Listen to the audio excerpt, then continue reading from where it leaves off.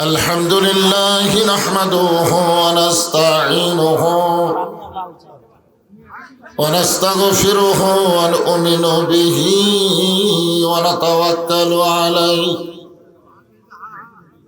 ونعوذ بالله من شرور أنفسنا ومن سيئات أعمالنا من يهدي الله فلا مضل له ومن يضلله فلا هادي له সকলে জবান খুলে বলেন আশহাদু আল্লা ইলাহা ইল্লাল্লাহু ওয়াহদাহু লা শারীকা লাহু ওয়া আশহাদু আন্না মুহাম্মাদান আবদুহু ওয়া রাসূলুহু আল্লাযী أرسل رسوله بالحق بشيرا ونذيرا وداعيا إلى الله بإذنه وسراجا منيرا فقد قال الله تعالى في كلامه المجيد والفرقان الحميد জবান খুলে সকলে পড়েন আউযু বিল্লাহি মিনাশ শাইতানির রাজীম بسم الله الرحمن الرحيم يا أيها الذين آمنوا استعينوا بالصبر والصلاة إن الله مع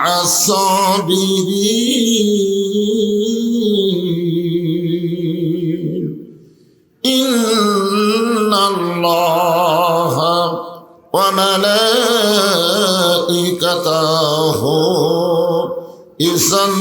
يصلون على النبي يا أيها الذين آمنوا صلوا عليه وسلموا تسليما اللهم صل على محمد اللهم صل على سيدنا محمد اللهم بارك على محمد مشرق حب محمد সকলে বলি সাল্লাল্লাহু আলাইহি ওয়াসাল্লাম মতলায়ে দীওয়ানি মা মতলায়ে খুরশিদ ইশকাস সিনায়ে সুজানি মা বালাগল উলা বিকামালিহি كشف الدجى بجماله حسنت جميع خصاله صلوا عليه وآله اللهم آمين জান্নাতের বাগান থেকে জান্নাতি মানুষদেরকে নিয়ে আমি গুনাহগার তোমার রহমতের দরজায় দুখানা হাত তুলেছি আল্লাহ হাসরের ময়দানে জব্বার আর কাহার নামে রূপ নিয়া তুমি যখন বিচার শুরু করবে তোমার সামনে দাঁড়ায়া সমস্ত নবীরা নাফসি নাফসি বলে কাঁদতে থাকবে এমন কঠিন অবস্থা হাসরে হবে, সেদিন সমস্ত নবী তার উম্মতকে ভুলে যাবে, শুধু বলবে আল্লাহ আমার কি হবে, আমার কি হবে। একমাত্র দরদি নবী শাফাতের কান্ডারি ইয়া রব্বি হাবলি উম্মতি বলে সেজদায় পড়ে যাবে। আল্লাহ ডাকতে বলবেন হাবিব আজকে হাসরের ময়দানে আপনি কাঁদবেন না, আপনাকে পাওয়ার জন্য আমার বেহেশত গুলো কাঁদতেছে।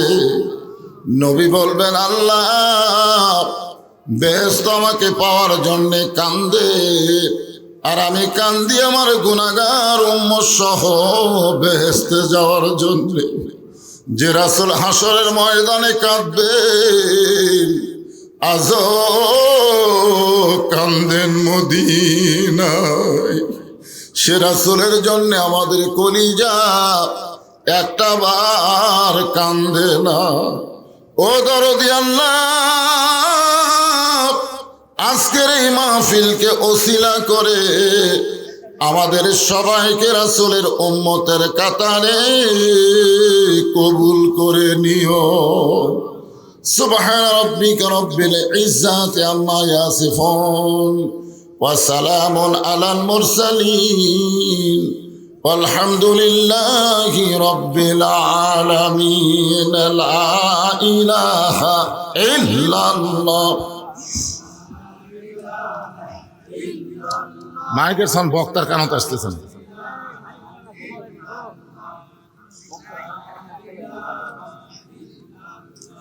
লা ইলাহা ইল্লাল্লাহ। যার দিলে আছে আমার আল্লাহর ভয়, যার মনে আছে আল্লাহর ভয়, যার দিলে আছে আল্লাহর ভয়, আল্লাহ আল্লাহ সব সময়। আহার নিদেরা ভালো লাগে না, এই দুনিয়া ভালো লাগে না, ভালো লাগে শুধু আল্লাহ। জোরে লা ইলাহা ইল্লাল্লাহ। চাঁদ সূরজ আর গ্রহ তারা আল্লাহ নামের পাগল পারা, চাঁদ সূরজ আর গ্রহ তারা আল্লাহ নামের পাগল পারা। আমার আল্লাহ নামের এতই দয়া, আল্লাহ নামের এতই মায়া, লুকিয়ে রাখছেন হে আল্লাহ। জোরে লা ইলাহা মোহাব্বত লা ইলাহা ইল্লাল্লাহু ইল্লাল্লাহ ইল্লাল্লাহু ইল্লাল্লাহ। লা ইলাহা ইল্লাল্লাহ লা ইলাহা লা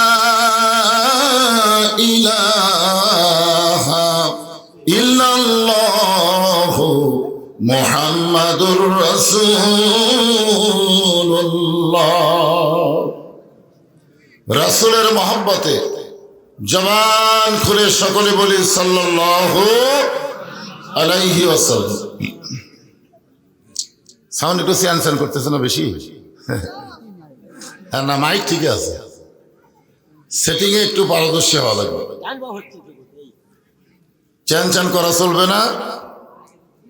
আবার এমন একটা সাউন্ড হতে হবে যেন সবাই বুঝতে পারে। অনেক দেখা যায় যে বক্তার সাউন্ড খারাপ হলে মাইকের সাউন্ডের কারণে সাউন্ড ভালো হয়। আর আমরা তো একে বুড়া বক্তা, বোঝেন না? আমরা যখন ওয়াজ শুরু করছিলাম তখন এগুলা ডিজিটাল মাইক ছিলই না, লাটু মার্কা মাইকে মুখ লাগায় লাগায় ওয়াজ করছি আমরা। আজকে যত আধুনিক ততই বিপদ। সাউন্ডটা একটু ক্লিয়ার করো, আমার গলার সাথে সাউন্ডটা যেন অ্যাডজাস্ট হয় এটা চেষ্টা করো।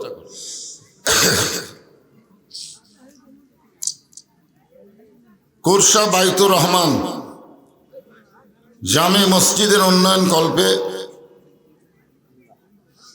উন্নয়ন না লেখে লেখা লাগতো নির্মাণ কল্পে, কারণ যা দেখছি আর আবার কি উন্নয়ন, নতুন করে আবার নির্মাণ হচ্ছে। যেরকম ঠিক কিনা, যে মসজিদ হয়ে গেছে সেটার উন্নয়ন করা লাগে, আর এটা তো হয়ই না, খালি ভিত করে তোছে, সব কাম বাকি আছে। আল্লাহর ঘর মসজিদকে নির্মাণ কল্পে আজকের এই তাফসীরুল কোরআন মাহফিল, আজকের এই মাহফিলের সম্মানিত সভাপতি আল্লাহর এমন একজন বান্দা যিনি আল্লাহর ঘরের জন্য জায়গা দিয়ে দিয়েছেন। খুশি না বেজার?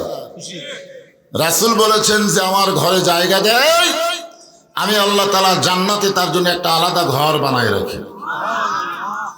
সম্মানিত আলহাজ মোহাম্মদ আজিজুর রহমান আকন্দ, দাতা সদস্য,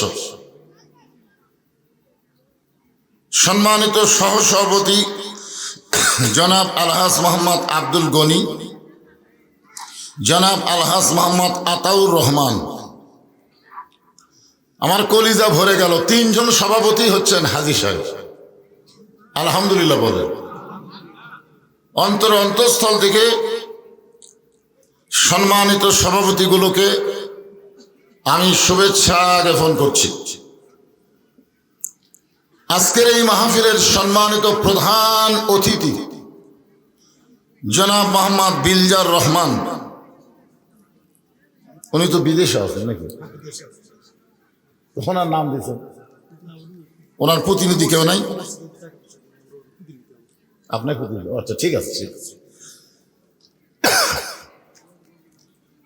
সম্মানিত প্রধান অতিথি এখানে না থাকলেও আল্লাহর ঘরের ব্যাপারে ওনার প্রচুর অনুদান আছে।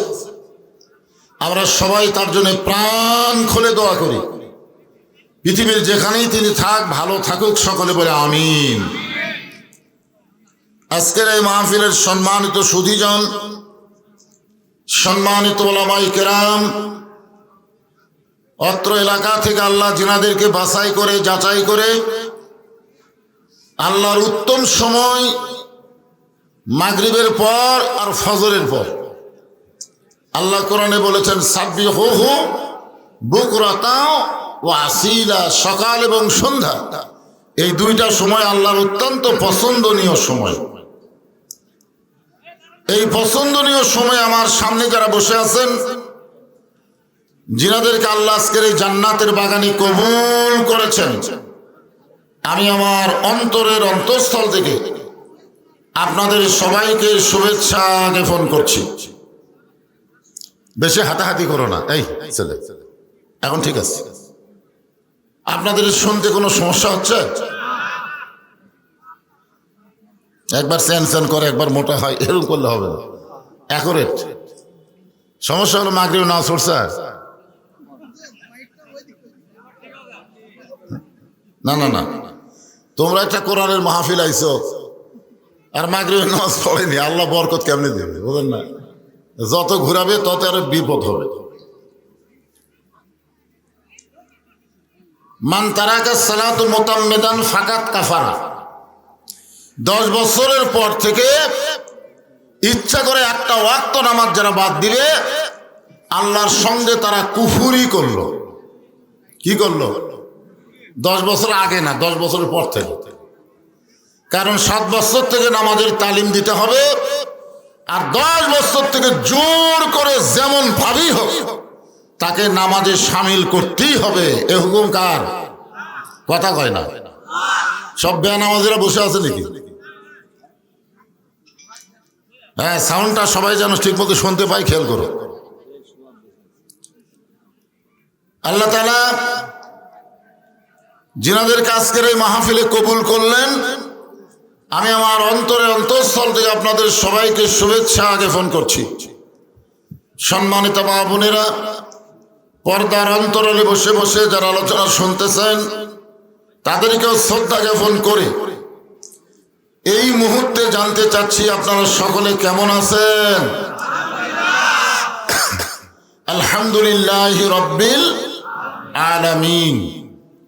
যে আল্লাহ শারীরিক সুস্থতা দান করে মানসিক প্রশান্তি লাভের জন্য আজকের এই জান্নাতের বাগানে কবুল করলেন, আমরা সে আল্লাহর উপরে খুশি না বেজার? তাহলে জবান খুলে সমস্বরে সকলে বলবো রব্বানা লাকাল হামদ হামদান কাসীরান তাইয়িবান মুবারাকান ফীহি। আমরা আল্লাহর প্রশংসা করার পিছনে কারণ হলো বহু কারণ। তার মধ্যে 1 নম্বর কারণ হলো আমরা ভৌগোলিকভাবে বাংলাদেশ এমন একটা জায়গা যার 3 দিকে বসবাস করে ভারত। আমাদের বাংলাদেশের 3 দিকে কোন দেশ? জোরে বলেন। একদিকে ফাঁকা আছে, সেই দিকে হলো সাগর। কিছুদিন আগে ভারত একটা হুমকি দিছে যে বাংলাদেশের মুসলমান যদি বেশি তেড়িবেড়ি করে, তেড়িবেড়ি বোঝেন? হ্যাঁ, তাহলে আমরা বাংলাদেশকে আক্রমণ করব, 15 মিনিটের ভিতরেই বাংলাদেশকে আমরা দখলে নিয়ে নেব। কয় মিনিট? একটা উগ্রপন্থী নেতা এরকম হুমকি দেয়। পালানোর মতন জায়গা আমাদের নাই, পলাবার গেলে হয় বঙ্গোপসাগরে মরা লাগবে, নয় ভারতের মধ্যে ঢুকলে ওদের আশ্রয় থাকা লাগবে। এইরকম হুমকি দিল কারা? ভগবানকে বিশ্বাস করে যারা। জনগণ কথা ঠিক কিনা? আপনার বলেন তো, ভগবানের কোনো খাওয়া আছে? যেই ভগবানের ভাব বাদ দিলে গবানের কোনো অর্থ ডিকশনারি খুঁজে পাওয়া যায় না। গবানের গ বাদ দিলে বান মানে বন্যা, দুনিয়ার কোনো মানুষ চায় না। বা যদি বাদ দেন নো মানে নাই, ভগবানের অস্তিত্ব। জোরে বলেন। আর আমরা বাংলাদেশের মুসলমান যে আল্লাহকে বিশ্বাস করি, সে আল্লাহ সম্পর্কে আল্লাহ নিজেই বলেছেন, আল্লাহু লা ইলাহা ইল্লা হুয়াল হাইয়ুল কাইয়ুম।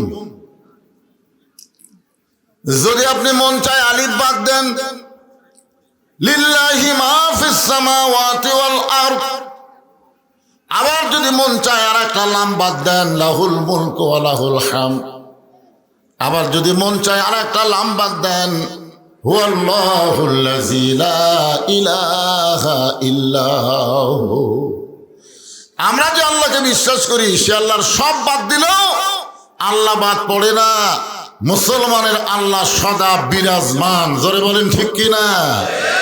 আল্লাহু লা ইলাহা ইল্লা হুয়াল হাইয়ুল কাইয়ুম। আর আমাদের সঙ্গে ওই ভগবান গ্রুপ লাগবার চাই। আপনার বলেন তো, সব ক্ষমতার মালিক কে? যার প্রমাণ পাইছে হাসিনা। জোরে কোন কে পাইছে? কয়েকদিন আগে বলেছিল, এই দেশ আমার বাপের, এ দেশ আমার, এখান থেকে আর আমি পালাবো না। এমন ভাবে পালায় গেল। বাংলাদেশের, শুধু বাংলাদেশ নয়, গোটা বিশ্বের ইতিহাসে এরকম নাই যে সব কয়টা নেতা এমপি সহ বাংলাদেশ আর খুঁজে পাওয়া যাচ্ছে না। জোরেখান কথা ঠিক কিনা? আপনাদের বগুড়াটা মনে হয় কিছুদিন আগে ধরা পড়ছে নেত্রকোনায়, নাকি?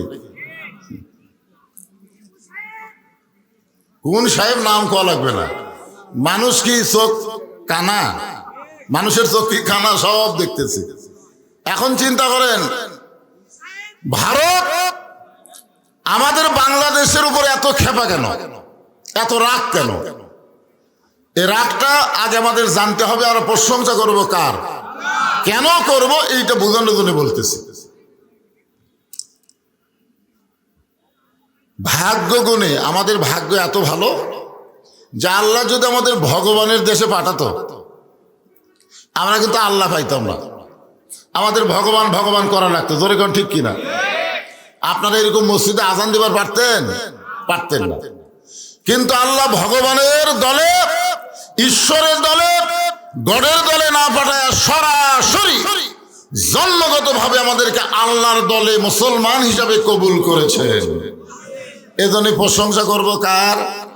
আরো জোরে, জোরসে বলো। আল্লাহর প্রশংসা করার আর একটা কারণ হলো, আছেন আমার মুক্তার, আছেন আমার ব্যারিস্টার, শেষ বিচারের হাইকোর্টেতে তিনি আমায় করবেন পার। আমি পাপী রাসূল জাবিন্দা। বাবা আদম আলাইহিস সালাম থেকে ঈসা আলাইহিস সালাম পর্যন্ত কোন নবীর উম্মত আমাদের মতন ভাগ্যবান নয়।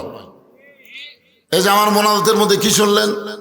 আল্লাহ যখন জাব্বার আর কাহার নাম নিয়ে বিচার শুরু করবেন, ওই সময় সমস্ত নবীরা খালি বলবে ইয়া নফসি ইয়া নফসি। আল্লাহ আমার কি হবে, আমার কি হবে, আমার উম্মতের কি হবে, এইটা কোনো নবীও চিন্তা করবে না। তারা চিন্তা করবে আল্লাহ আমার কি হবে। আর আমরা ভাগ্য করে যে নবী পাইছি, যেই নবী দুনিয়ার 63 বছর নিজের জন্য চিন্তা করে নাই, এমনকি হাসরের ময়দানে আল্লাহর সামনে নিজের জন্য কিছুই বলবে না, তিনি শুধু বলবেন আল্লাহ আমার উম্মতের কি হবে। এমন দরদে একজন নবীর উম্মত হওয়াতে আপনারা খুশি না বেজার? তাহলে জবান খুলে বলি আলহামদুলিল্লাহ। নিদানে আখেরাতে তরাইতে পুলসিরাতে কান্ডারি হইয়া নবী পার করিবেন সেই তরণী। সবাই বলেন নবী মোর পরশমণি, বলেন বলেন নবী মোর সোনার খনি, নবী নাম ভাবে যেজন সেই তো দোজা হানের ধ্বনি। আলহামদুলিল্লাহ। যেই নবীর হাদিসে নবী বলেছেন আমার উম্মতেরা তোমরা যত বড়ই পাপী হও না কেন, ঈমান নিয়ে যদি কবরে আসতে পারো, আমি রাসূল ওয়াদা দিচ্ছি তোমাদেরকে বাহিরে রেখে আমি জান্নাতে প্রবেশ করব না। কত বড় কথা! খালি ঈমানের সাথে আমাদেরকে মরা লাগবে। ঈমানের সাথে যদি আমরা মরতে পারি, আমাদের আর কোনো টেনশন নাই। আমাদের নবী উকিল হয়ে ব্যারিস্টার হয়ে আল্লাহর কাছে আমাদের ব্যাপারে ওকালতি করে আমাদের সুপারিশ করে জান্নাতে পৌঁছায় দিবেন। এটা শোনার পরেও যারা সুবহানাল্লাহ কয় না, এদের চাইতে কপাল পোড়া দুনিয়াতে কেউ নেই। ফেরেশতারা এখানে আসে না নাই? জোরে এখানে আসে না নাই? আপনার দুই কান্দর দুটো আছে না নাই? তো কান্দর দুটো আছে, আবার উপরে ফেরেশতারা পরিদর্শন করতেছে। এরপরও যারা সুবহানাল্লাহ বললেন না, ফেরেশতারা বলবে আল্লাহ এই যে নবীর উম্মত হওয়ার পরেও নবী পাইয়া শুকরিয়া তান যারা সুবহানাল্লাহ বলে না, এরকে রেজাল্ট কি? আল্লাহ বলবে এরা শুধু এমনি এমনি বসে আছে, নবীর উম্মত হওয়ার ইচ্ছাও নাই, চেষ্টাও নাই। নবীর উম্মত হওয়ার ইচ্ছা আমাদের আছে না নাই? ইচ্ছা আছে, চেষ্টা আছে। এখানে যত মানুষ দেখা যাচ্ছে তার মধ্যে বেশি মানুষই খালি মাথা, খালি মাথা। আচ্ছা, মাথাতে একটা টুপি দিলে কি হয়? মাথার টুপি দেওয়ার সাথে সাথে আপনার নফসে আম্মারা দমন হয়ে যায়।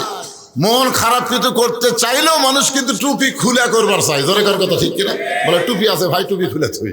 তার মানে কি বুঝতেছেন? এই টুপির পাওয়ার আছে না নাই? তো সকলের মাথায় নাই তো। হ্যাঁ, সকলের মাথায় টুপি দিবেন, অন্তত নামাজের সময় যেমন দেন, কোরআনে মাহফিল আসে টুপি দিবেন, কিন্তু অধিকাংশের মাথার টুপি নেই। নবীকে ভালোবাসতে হবে, নবীর সুন্নত আদর্শকে গ্রহণ করতে হবে, নবীর উম্মত যদি হতে পারি। আর আমাদের কোনো টেনশন, খালি নবী না, নেতা হিসাবে তাকে মানতে হবে। যে দরুদ শরীফ পড়লাম, এই দরুদের মধ্যে আমরা বললাম আল্লাহুম্মা সাল্লি আলা সাইয়্যিদিনা মুহাম্মদ। আমাদের শুধু নবী না, আমাদের নবী হলেন আমাদের নেতা। ধরে কারণ আমাদের কি? নবীর প্রতি দরুদ পড়ি, নবীরে সালাম করি মসজিদের ভিতরে, কিন্তু নবীর সমাজ গড়ার কাজে অনেকের দ্বন্দ্ব মনে বাজে। ভিতর থেকে সমস্ত দ্বন্দ্ব দূর করে আমি যেই বলবো আমার নেতা তোমার নেতা, সকলে একসঙ্গে বলবেন বিশ্ব নবী মোস্তফা। বলতে পারবেন? আমার নেতা তোমার নেতা। এরা কি মুখ দিয়ে করলেন না বিশ্বাস করলেন? নবীকে যারা বিশ্ব নেতার আসন দিলেন, তারা দুনিয়ার সাধারণ মানুষকে আর নেতা হিসাবে মেনে চামচা হয়ে ঘুরতে পারবেন না। যার পাশে আপনারা ঘুরতেছেন, এতদিন ধরে যাকে নেত্রী মানলেন, বিপদে আপনাদের ফেলে থুয়া নেত্রী কোথায় গেল? আর আমরা যাকে নেতা মানতেছি, নেতা হিসেবে বলতেছি, উনি লাইলাতুল মেরাজে জান্নাতের মধ্যে ঢুকছিলেন। এই যে নামাজ নিয়ে আলোচনা হবে, এই নামাজটা কিন্তু আল্লাহ নবীকে মেরাজে দিয়েছেন, জোরে কোন কথা ঠিক কিনা? তখন আল্লাহ তাআলা আমাদের নবীকে জান্নাতে ঢোকার একটা তৌফিক দিয়েছিলেন। আল্লাহ নবী যখন জান্নাতের মধ্যে ঢুকলেন, আমাদের নবী যখন জান্নাতে ঢুকলেন, নবীর সঙ্গে একজন ফেরেশতা ছিল, নাম হলো জিবরাইল। জোরে কোন নাম কি? ফেরেশতা জিবরাইল বললেন, ইয়া রাসূলুল্লাহ, আপনি যদি জান্নাত থেকে বের না হন, আল্লাহ আপনাকে জান্নাত থেকে বের করে দিবে না। কারণ জান্নাতের একটা শর্ত আছে, শর্তটা হলো কি? সালামুন আলাইকুম তিবতুম ফাদখুলুহা খালিদিন। কোরআনের আয়াত শুনলে ঈমান বাড়ে না কমে? কোরআনের তেলাওয়াত শুনলে ঈমান বাড়ে না কমে? ঈমান বাড়ার লক্ষণ কি? চুপ থাকা। খালি আবু সাইদ যদি জবান না খুলতো, হাসিনা আরো যে কত বছর থাকতো, জোরে কোন ঠিক কিনা? পুলিশের সামনে আবু সাইদ কি বলে? মার মার। এর নাম হলো জবান খোলা। বাতিলের বিরুদ্ধে হকের জবান হচ্ছে লিল্লাহে তাকবীর। আপনারা যখন কোরআন তেলাওয়াত শুনলেন, তখন লিল্লাহে তাকবীর বলার লাগবে না, তেলাওয়াত শুনলেই আপনারা বলবেন আল্লাহু আকবার। আল্লাহু আকবার বললে কে বেজার? শয়তান বেজার। আর শয়তানের দল যারা করে, আমাদের বাংলাদেশের শয়তানের দল আছে না নাই? শয়তানের দলের মধ্যে কিন্তু তাকবীর নাই। আপনি দেখবেন বহু মিছিল ওরকম আমরা শুনছি, কি দিয়ে শুরু করে কি দিয়ে শেষ করে আল্লাহ ভালো জানে, কিন্তু গোটা মিছিলের মধ্যে স্লোগানে তাকবীর খুঁজে পাবেন না। জোরে কোন ঠিক কিনা? যেই দলে তাকবীর নাই, ওই দল আল্লাহর দল হতে পারে না, ওই দল হলো শয়তানের দল। জোরে কোন কথা ঠিক কিনা? তা আমরা কি শয়তানের দল না আল্লাহর দল? তাহলে কোরআন তেলাওয়াত শোনার সঙ্গে সঙ্গে ইন্নামাল মুমিনুনা আল্লাযীনা ইযা যুকিরাল্লাহু ওয়াজিলাত কুলুবুহুম ওয়া ইযা তুলিয়াত আলাইহিম আয়াতুহু জাদাতুহুম ঈমানা ওয়া আলা রাব্বিহিম ইয়াতাওয়াক্কালুন।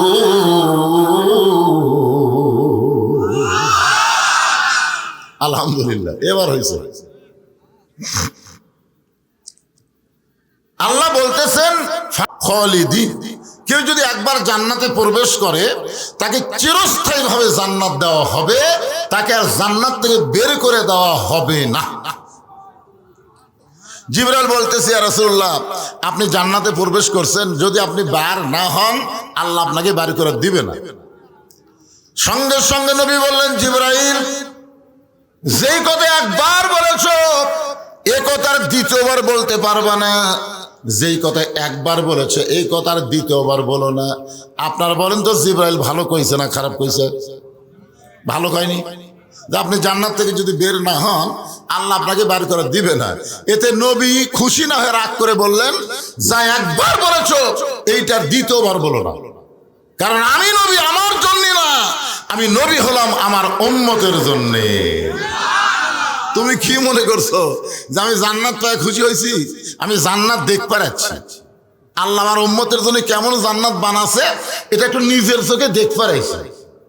আমি সেই দিন জান্নাতে থাকার জন্য ঢুকবো, যেদিন আল্লাহ আমার সমস্ত উম্মতকে জান্নাত দিয়ে দিবে।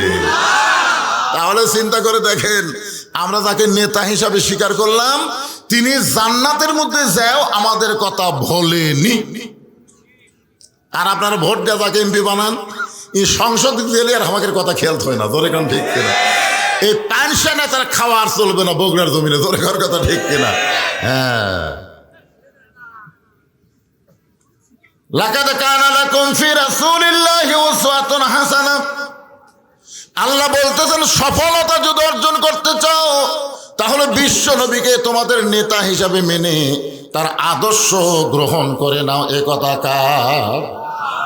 আচ্ছা, আপনারা ওইভাবে দাঁড়ায় থাকলেন কেন? জায়গা হচ্ছে না? হ্যাঁ, না না না, দাঁড়ায় থাকাটা কেমন দেখো? এটা তো সার্কাস না, এটা তো হকারির কোনো হকারি না। ধরে কোন ঠিক না? যখন হাট বাজারে হকারি করে, তখন কি করে? সব চারিদিকে দাঁড়িয়ে থাকে। দেখে জায়গা থাকা অবস্থায় দাঁড়িয়ে থাকা হলো চরম বেয়াদবি। যখন জায়গা থাকবে না তখন আপনারা দাঁড়িয়ে থাকেন, তখন আর কিছু বলারও সুযোগ নেই, কারণ জায়গায় নাই। আগে তো ঠিকই আছে, যে চাপাই করে বসে আর ফাঁক ফুঁকা আছে আপনাদের মধ্যে আছে। যদি থাকে শীতের দিন আপনি 4 আঙ্গুল করে সামনের দিকে আসলে দেখবেন পিছনে 2 হাত জায়গা বের হবে। এই নিয়তে আপনার ভাইদেরকে একটু বসতে দেওয়ার নিয়তে সবাই একটু জিকির করেন। আর সামনের দিকে এখানে তো সামনে খেয়াল নেই, তোমাকে বলতেছি না, ওই যে হ্যাঁ, সবাই একটু সামনে আসেন, জিকির করেন লা ইলাহা ইল্লাল্লাহ, লা ইলাহা ইল্লাল্লাহ, লা ইলাহা ইল্লাল্লাহ, লা ইলাহা, লা ইলাহা ইল্লাল্লাহ মুহাম্মাদুর রাসূলুল্লাহ সাল্লাল্লাহু আলাইহি ওয়াসাল্লাম। এই সিয়ার কি কম হলো না? কারো কিছু সিয়ার নিয়ে আসে। বিজ্ঞাপনে যত মানুষকে আপনার অতিথি বানাচ্ছেন সব যদি আমরা নিচে বসবো না উপরে যাবো, তো কামই সারা। হায় হাই রে, আমি আমার জীবনে এরকম বিজ্ঞাপন দেখিনি ভাই। সিয়ার দিবেন না? আচ্ছা ঠিক আছে, ঠিক আছে। উপরে যদি নাও দেওয়া পারেন নিচে সাইড দিয়ে চেয়ার দেন, 100 চেয়ার ভাড়া করে, যে ফাঁকা জায়গা আছে ফাঁকা জায়গা দিয়ে দেন। অতিথিবৃন্দকের একটা সম্মান আছে না নাই? জোরের আছে না নাই? আল্লাহর ঘর মসজিদ যদি টেকা নেবেন এমনি এমনি বসতে দেওয়া লাগবে না। হ্যাঁ, আল্লাহর প্রশংসা করার কারণ হলো যে কোরআন থেকে আপনারা তাফসির শুনবেন, এই কোরআনে কোনো সন্দেহ, সবাই বলা লাগবেন, 2-1 বলবেন 2-1 বলবেন না, বিপদ করে যাবেন। এই কোরআনে কোনো ধোঁকা, এই কোরআনে কোনো গোজামিল। স্বাধীনতার পর থেকে আমাদের বাংলাদেশ এই 53 বছর যে আইন দিয়ে চলতেছে, এই আইনের মধ্যে ধোঁকা, গোজামিল, সন্দেহ। আচ্ছা, যে সংবিধান দিয়ে আমাদের বাংলাদেশ চলতেছে, এই সংবিধানের মধ্যে গোজামিল, সন্দেহ, ধোঁকা, তাহলে আমরা কি নিয়ে চলতেছি? আপনারা দেখেন আমরা কিসের উপর চলতেছি? ধোঁকা, গোজামিল, সন্দেহের উপর আমরা চলতেছি। অথচ ধোঁকাবিহীন, সন্দেহমুক্ত, নির্ভেজাল একটা কিতাব আল্লাহ আমাদেরকে হেদায়েত স্বরূপ দিয়েছে। জোরে কোন কথা ঠিক কিনা? আমরা সেইটারে কোথায় রাখলাম? আর কি জিনিস নিয়ে আমরা চলা শুরু করলাম? এই জন্যই তো একজন লোক ঈশ্বরদীর একটা হোটেলের মধ্যে এসে বলতেছে, পাবনা ঈশ্বরদী, যে ইসলামও নাই শান্তিও নাই, ইসলামও নাই শান্তিও নাই। আমি লোকটার কাছে গিয়ে বললাম, ঠিকই বলছেন ভাই, ইসলাম না থাকলে শান্তি থাকবে না। বলে হুজুর এটা সেই ইসলাম না। আমি এটা আবার কোন ইসলাম? বলে এটা হলো মুসলমানের বেটা ইসলাম, হিন্দুর মেয়ের শান্তি কিনা বার হয়ে গেছে।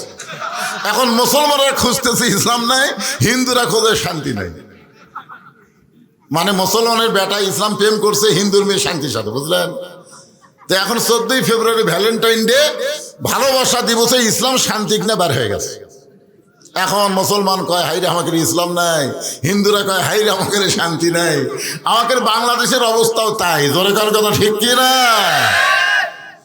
যতই শান্তি খোঁজেন, শান্তি পাওয়া যাবে না যতক্ষণ পর্যন্ত আল্লাহর কোরআনকে গ্রহণ করা না হবে। জোরে কোন ঠিক কি না? আপনার নিজেরাই বলেছেন এই কোরআনে কোনো সন্দেহ নাই। যে আইনে বাংলাদেশ চলতেছে আইনের মধ্যে সন্দেহ আছে, তো আমরা খামাখা সন্দেহযুক্ত জিনিস কেন নিব?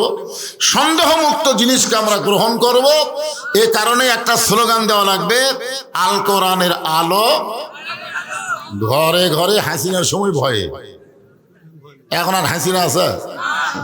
আমার এলাকার এক হুজুর দোয়ার মধ্যে বলেছে, রব্বানা আতিনা ফিদ দুনিয়া হাসিনা। ভয়ের ঠেলা কি করবে? কম হাসানার জায়গায় হাসিনা ফেলে দিছে। আমি তো দীর্ঘ 15.5 বছর বগুড়া জেলা ইচ্ছা মতো বাস করতে পারিনি। এই শেরপুর, ধনুর, সারাকান্দি, সোনাতলা, বগুড়া জেলার মধ্যে কিছু, এই আপনাকে শহরের মধ্যে অনেক জায়গায় আমাকে মাহফিল করতেই দেয়নি 15.5 বছর। আমি কিন্তু ডাইরেক্ট কোনো ওয়াজ করিনি, অ্যাঙ্গেলে মার দিছি, তাই ওরা বুঝবার পারছে। বুঝবার পারে কইছিল এটা চলবি না, এমন ভাবে অ্যাঙ্গেল মারে কলজা ঢুকে যায়। তা আমি তো এই বছর 5 আগস্টের পরে স্লোগান দিয়েছি, অ্যাঙ্গেলের দিন শেষ, ডাইরেক্টের বাংলাদেশ। জোরে গান কথা ঠিক কিনা? যে কয়দিন এই বুড়া বয়সে বাঁচবো আর অ্যাঙ্গেলে মার হবি না, এখন ডাইরেক্ট মারবো, ধরে যা হয় হয়ে যাবে। তা আমরা আল্লাহর কোরআন অনুযায়ী চলতে চাই, ধরে কোন ঠিক কিনা ভাই? হ্যাঁ, আল্লাহর কোরআন অনুযায়ী চলতে গেলে আল্লাহ কোরআন কারিমের মধ্যে বলেছেন, আল্লাযীনা ইম্মাক্কান্নাহুম ফিল আরদ, মুসলমানের মধ্যে কাউকে যখন ক্ষমতার চেয়ার দেওয়া হবে, ক্ষমতার চেয়ার পাওয়ার পরে তার 1 নম্বর দায়িত্ব হলো আকামুস সালাত। সাবেক প্রধানমন্ত্রী হাসিনা 560টা মসজিদ বানাচ্ছে, নাম দিয়েছে মডেল মসজিদ। কি মসজিদ? প্রত্যেকটা উপজেলা একটা করে মসজিদ বানাইছে, এতই সুন্দর ভাই, নাম হলো মডেল মসজিদ। কিন্তু আপনি মসজিদে গিয়ে দেখবেন মুসল্লি নাই। আপনারা বলেন তো, আপনারা যে মসজিদ বানাবেন, মসজিদ নির্মাণ করবেন, এটা কি রাস্তার মানুষকে দেখানোর জন্যে না নামাজ পড়ার জন্যে? অনেকে দেখায় যে আমাদের মসজিদ দেখছে এই 5 পাড়ার মধ্যে, এলাকার মধ্যে আমাদের মসজিদ 1 নম্বরে। ফেরেশতা গায়ে কেড়ে ভাগলা, 1 নম্বর না 2 নম্বর ফজরের সময় বোঝা যাবে। ফজরের সময় যায় দেখে 1 কাতারই নাই। আর এই টিনের মসজিদে যদি 2 কাতার হয়, আর গোবর্ধন সেই রকম সাইজের মসজিদ যদি 1 কাতার হয়, আপনারা বলেন তো আল্লাহর কাছে কোন মসজিদ দামি? খালি বিল্ডিং বানালে কাম হবে না বাজান, মসজিদের খোরাক হলো নামাজ। জোরে কোন কথা ঠিক? এই জন্য কোরআন থেকে একটা আয়াত আজকে আপনাদের সামনে তাফসির হবে। আয়াতটা হলো, ইয়া আইয়ুহাল্লাযীনা আমানুস্তাঈনু বিস-সাবরি ওয়াস-সালাহ ইন্নাল্লাহা মা'আস-সাবিরিন।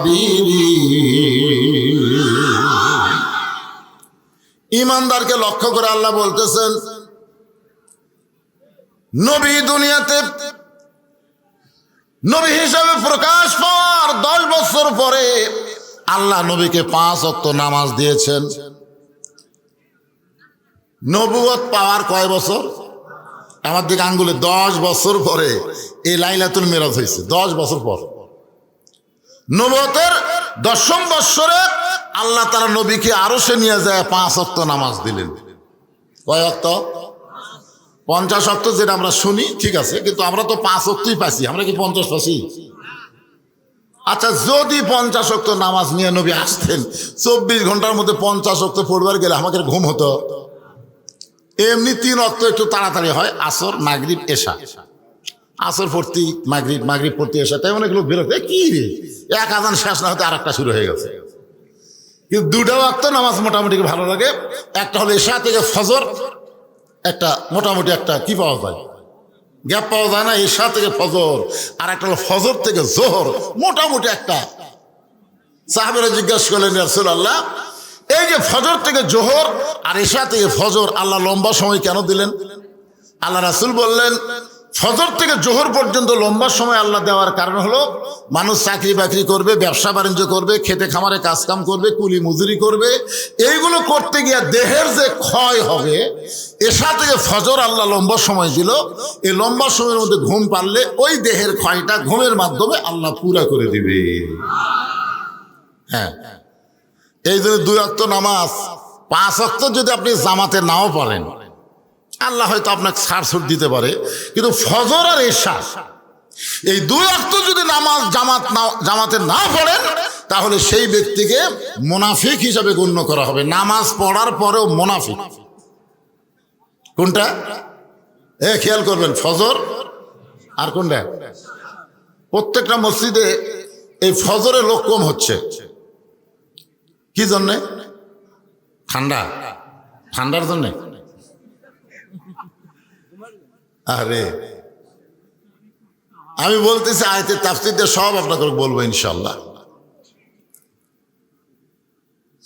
এত বিশাল একটা জায়গা, তারপরে মানুষ দাঁড়িয়ে আছে। আমি এখানে আসার সময় দেখলাম ওই জয় বাংলার ওখানে একটা মাহফিল হচ্ছে। মাহফিলের কলেরা লাগছে, মানে হাসিনা পল আছে আর বক্তাকের ওপর মাহফিলের গজব শুরু হচ্ছে। তোর এখন ঠিক কিনা? মানে এমন কোনো দিন নাই যে আমার মতন একটা বুড়া বক্তারও 2-3টা করে মাহফিল প্রতিদিন। আজকে দিনে একটা করছি, এখানে একটা করতেছি, আর একটা নন্দীগ্রামে যাচ্ছি। এতই মাহফিল ভাই, যারা 15 বছর ধরে মাহফিল করেনি তারাও পর্যন্ত এবার চান্স নিচ্ছে। তোর এখান কথা ঠিক কিনা? কারণ অনুমতি লাগতেছে না তো।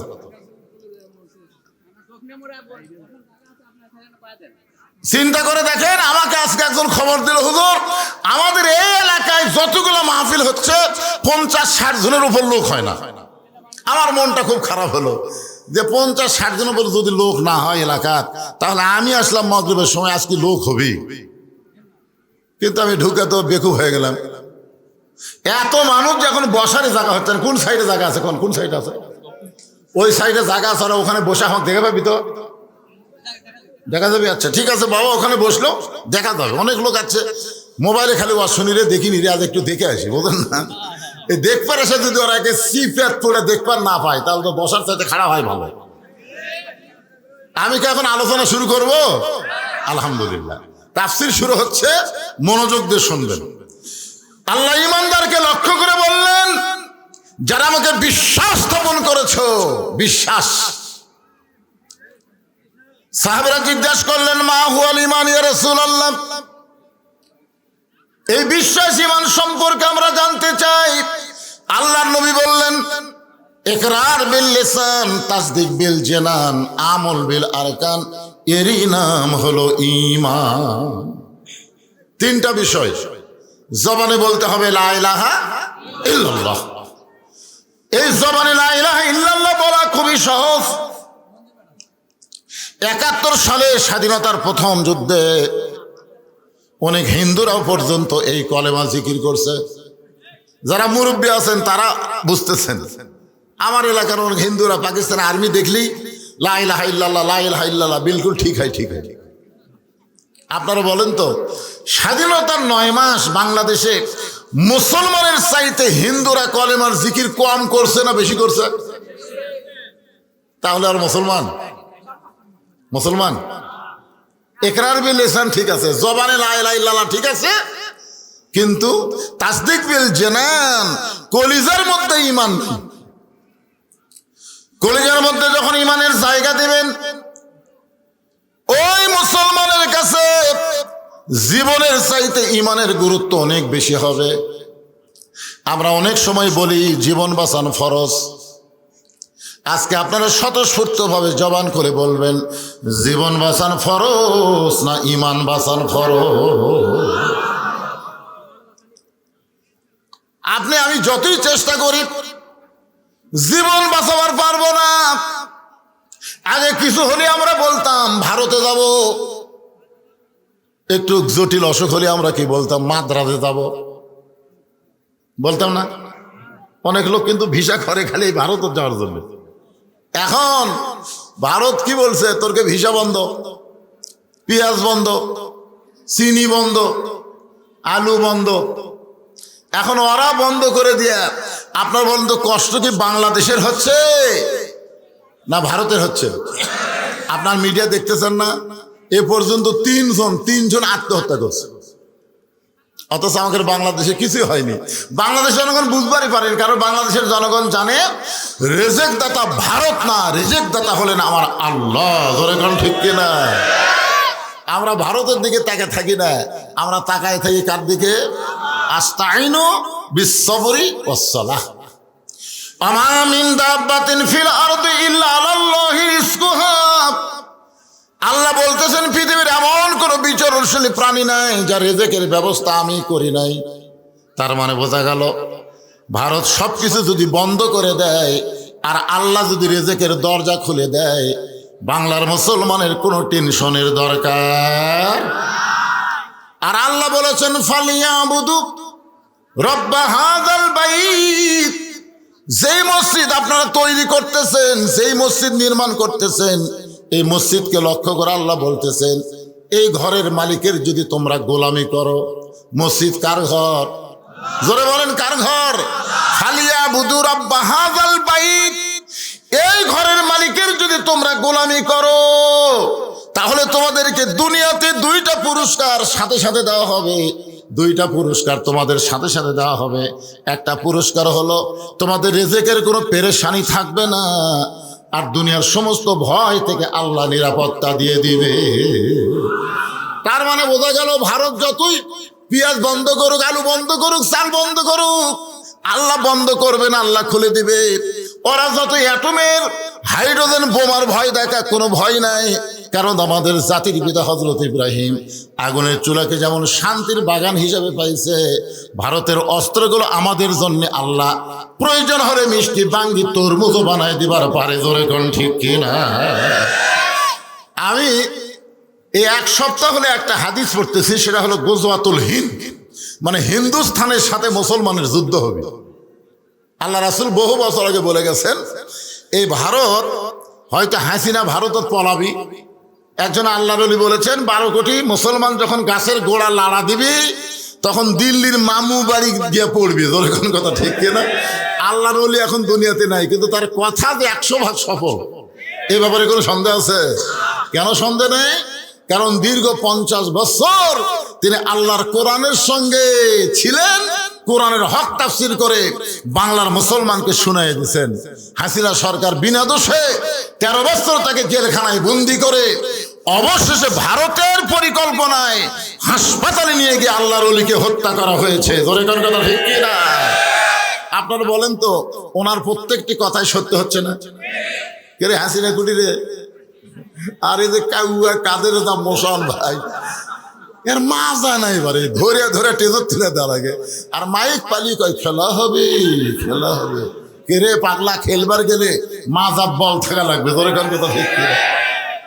আমি কয়েকদিন আগে শুনে তো আশ্চর্য হয়ে দিলাম, এই নাকি 3 মাস বাংলাদেশিতে আছে, এই কিছুদিন আগে নাকি ভারতে আছে।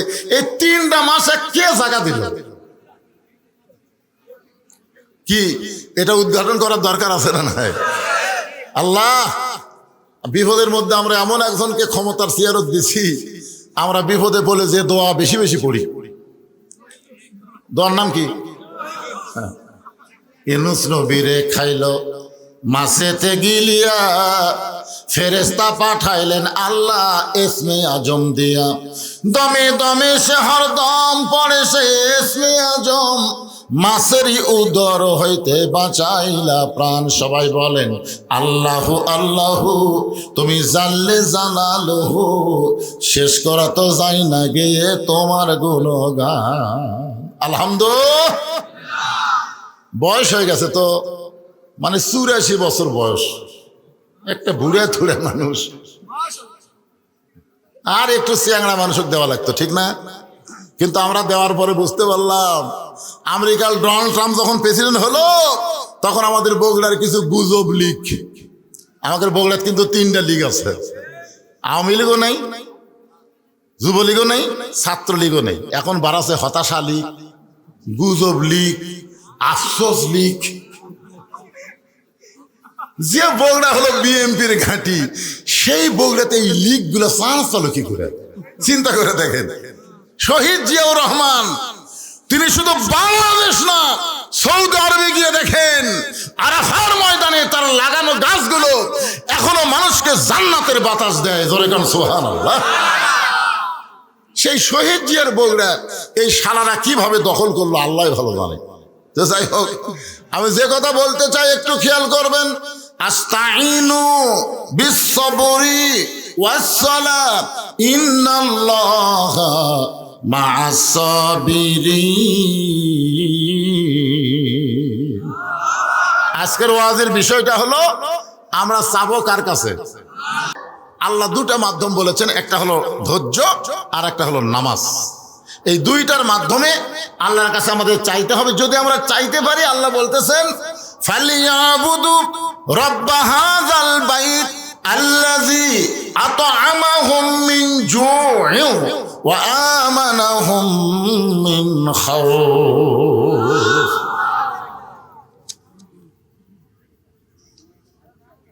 আচ্ছা, ঠিক আছে।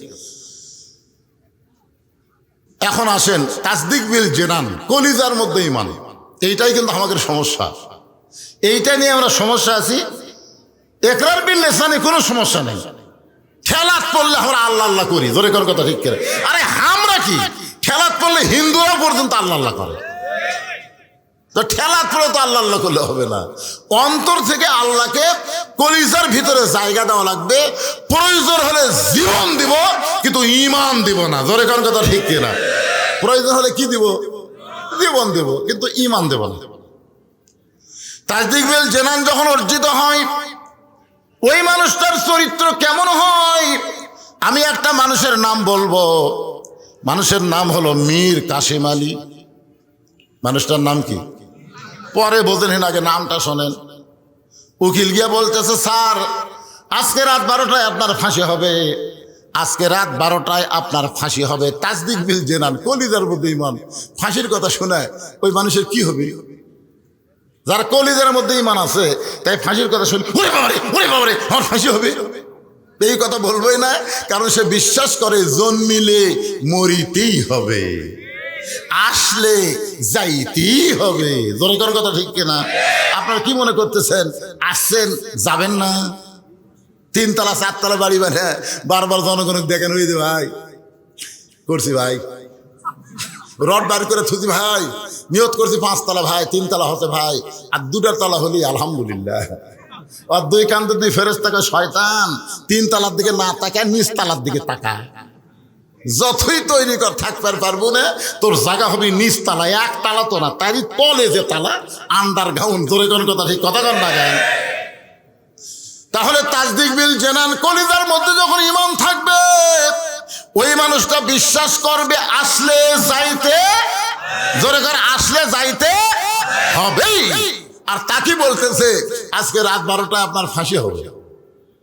তো মীর কাসেম আলী বলতেছে, ভাই রাত 12টায় যদি ফাঁসি হয়, এখন কয়টা বাজে? বলে এখন বাজে রাত 9:30। আলহামদুলিল্লাহ, এখন 2.5 ঘন্টা দেরি। তো ঠিক আছে, আমি 2টা ঘন্টা ঘুম পাড়ি।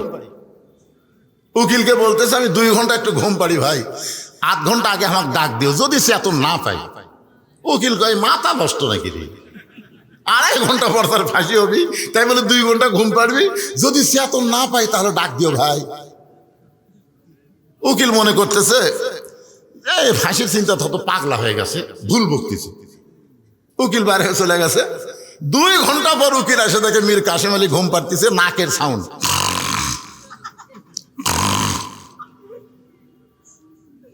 মায়ের কাছে খাড়া হয়ে কাঁদতেছে, আল্লাহ ই মানুষ মানুষ কেমনে ঘুম পাড়ে? আর 8 ঘন্টা পর তার ফাঁসি হবে, 8 ঘন্টা পর ফাঁসি হবে। সেই মানুষটা কেমনে ঘুম পাড়তেছে? যেই ভারে ঘুম পাড়তেছে, ফাঁসি পর্যন্ত হয়তো ঘুম থেকে চেতন পাবে না। একটু ডাক দেই, উকিল পায়ের আঙ্গুল নড়ায়। মীর কাসেম আলী ঘুম থেকে চেতন পায়, বলতেছে, ভাই রাত কি 12টা বাজে? বলে না স্যার, এখন 8 ঘন্টা দেরি আছে।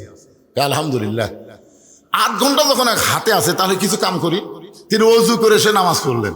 নামাজ পড়ার পরে একটা ভালো পাঞ্জাবি তার ছিল ওখানে, কন্ডম ছেলে, সে পাঞ্জাবিটা গায়ে দিয়ে বলতেছে, আমাকে কেমন লাগতেছে দেখো তো, চুলগুলো ঠিক মতো হাসরান আছে নাকি? তারপর আয়না দিয়ে চুলগুলো হাসরেছে। উকিল কই কি রে, ই কি শ্বশুর বাড়ি যাচ্ছে নাকি? বলে আপনার ফাঁসি হবে, আপনার ফাঁসি হবে। আর এমন করে জামা পরে মাথার চুল আঁচড়ান, আপনি কি জানেন না আপনার ফাঁসি হবে? মীর কাসেম আলী মুসকে মুসকে হাসার বলে, উকিল তুমি কেন কাঁদতেছো? আমি ঘুমের মধ্যে স্বপ্নে দেখলাম আল্লাহ তাআলা আমার জন্য 8টা জান্নাতের দরজা খুলে রেখেছে। আমার জন্য আল্লাহ 8টা জান্নাতের দরজা খুলে রেখেছে। লিল্লাহি তাকবীর ওয়ালা তাকুলু লিমান ইউকতালু ফি সাবিলিল্লাহি আমওয়াতুন বাল আহইয়াউ ওয়ালাকিন লা তাশউরুন। মীর কাসেম আলী আল্লাহর কোরআন তেলাওয়াত করে বলে, উকিল কান্দো না, উকিল কান্দো না, অন্যায় ভাবে আমাদেরকে হত্যা করা হচ্ছে, আমরা কোনো দোষ করিনি। বাংলাদেশের গরিবের জন্য ইবনে সিনা হাসপাতাল বানাইছি, মানুষের জন্য সুদ ভিত্তিক ব্যাংকে কবর দিয়ে ইসলামী ব্যাংক তৈরি করেছি। এরকম ভালো ভালো কাজ করার কারণে ভারত হাসিনাকে এমন ভাবে বুঝাইলো, যার কারণে আমাকে অন্যায় ভাবে ফাঁসি দেওয়া হচ্ছে। উকিল তুমি কান্দো না, ফাঁসি রশি আমার গলার মালা হয়ে যাবে, আল্লাহ তাআলা আমাকে অমরত্ব দান করবে। আল্লাহ বলেছেন অন্যায় ভাবে যাদের হত্যা করা হয় তাদেরকে তোমরা মৃত্যু বলো না, আমি আল্লাহ বলতেছি তারা জীবিত। তাসদিক বিল জানান যখন কলিজার মধ্যে জায়গা নিবে, ওই মানুষটা মৃত্যুকে কোনো পরোয়া করবে না, কারণ মৃত্যুর চাইতে তার ঈমানের গুরুত্ব অনেক বেড়ে যাবে।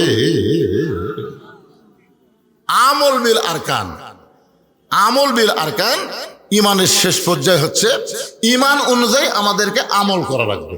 এই যে চারিদিকে আজান দিচ্ছে না ভাইজান, আজকে এশার নামাজ যদি একটু দেরিতে হয় সমস্যা আছে না? যে টাইমে আজান আপনার পড়েন তার থেকে 1 ঘন্টা পরে পড়েন না, বলা লাগবে তো, আবার করবি অনেকে বলবি ফতুয়া তালাশ করবি।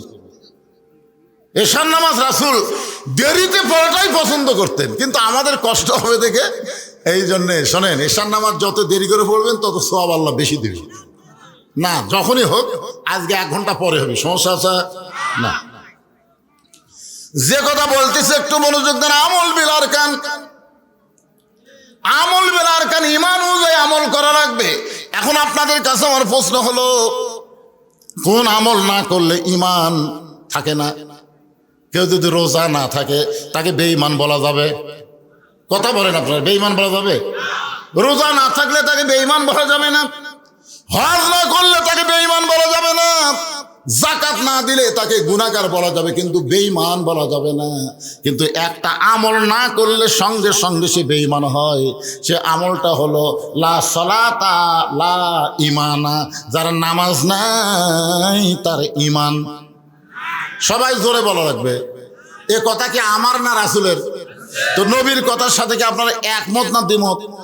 আচ্ছা নামাজ না পড়লেন না, কিন্তু তাই বলে নবীর কথার সাথে একমত হবেন না? লা সালাতা লা ঈমানা, যার নামাজ নাই তার কোনো ঈমান নাই। ঈমানকে রক্ষা করতে গেলে 1 নম্বর আমলের নাম হলো নামাজ। জোরে বলেন নাম কি? কোরআন শরীফ গোটা খুলে দেখেন, গোটা কোরআন শরীফের মধ্যে নামাজ পড়ার কথা আল্লাহ একবারও বলেনি। নবীর হাদিসের মধ্যে নামাজ পড়ার কথা নবী একবারও বলে নাই। যতবার নামাজের কথা বলা হয়েছে শুরুর থেকে দেখেন, কোরআনের শুরু দেখেন, এই শুরুর থেকে কমপক্ষে 82 বার আল্লাহ বলেছেন। কতবার? শুরুর আগে শোনেন, যালিকাল কিতাবু লা রাইবা ফীহি হুদাল লিল মুত্তাকিন আল্লাযীনা ইউমিনুনা বিল গায়বি ওয়া ইউকিমুনাস সালাহ। কি বুঝলেন?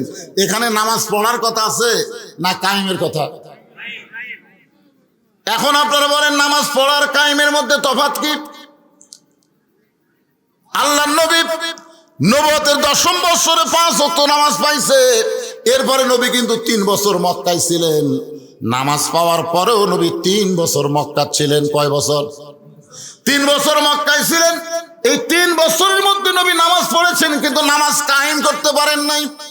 নবী এক সময় আল্লাহকে বললেন, আল্লাহ আপনি সব সময় নামাজ কায়েমের কথা বলতেছেন, কিন্তু আমরা তো নামাজ কায়েম করতে পারতেছি না।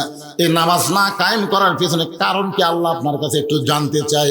আল্লাহ বলেন, হাবিব আপনি নিজের দিক দিয়ে চিন্তা করেন তো, মক্কায় যে পজিশনে আপনি আছেন এই পজিশনটা কেমন? রাসূল বললেন, আমার পজিশন হলো আমি একজন ইমাম। আমি একজন ইমাম। আল্লাহ বললেন, আপনি শুধু ইমামের দায়িত্ব নিয়ে আছেন, কিন্তু নেতার দায়িত্ব আপনার নাই। নেতা হলো আবু জেহেল আর আপনি হলেন ইমাম।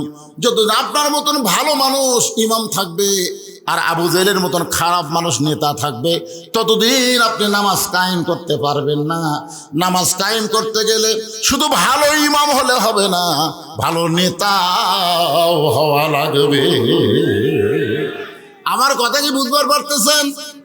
আমাদের বাংলাদেশে যদি আমরা নামাজ কায়েমের আন্দোলন করতে চাই, তাহলে শুধু মসজিদের ইমাম ভালো করলে হবে না, সমাজের নেতাগুলো আমাদের ভালো হওয়া লাগবে।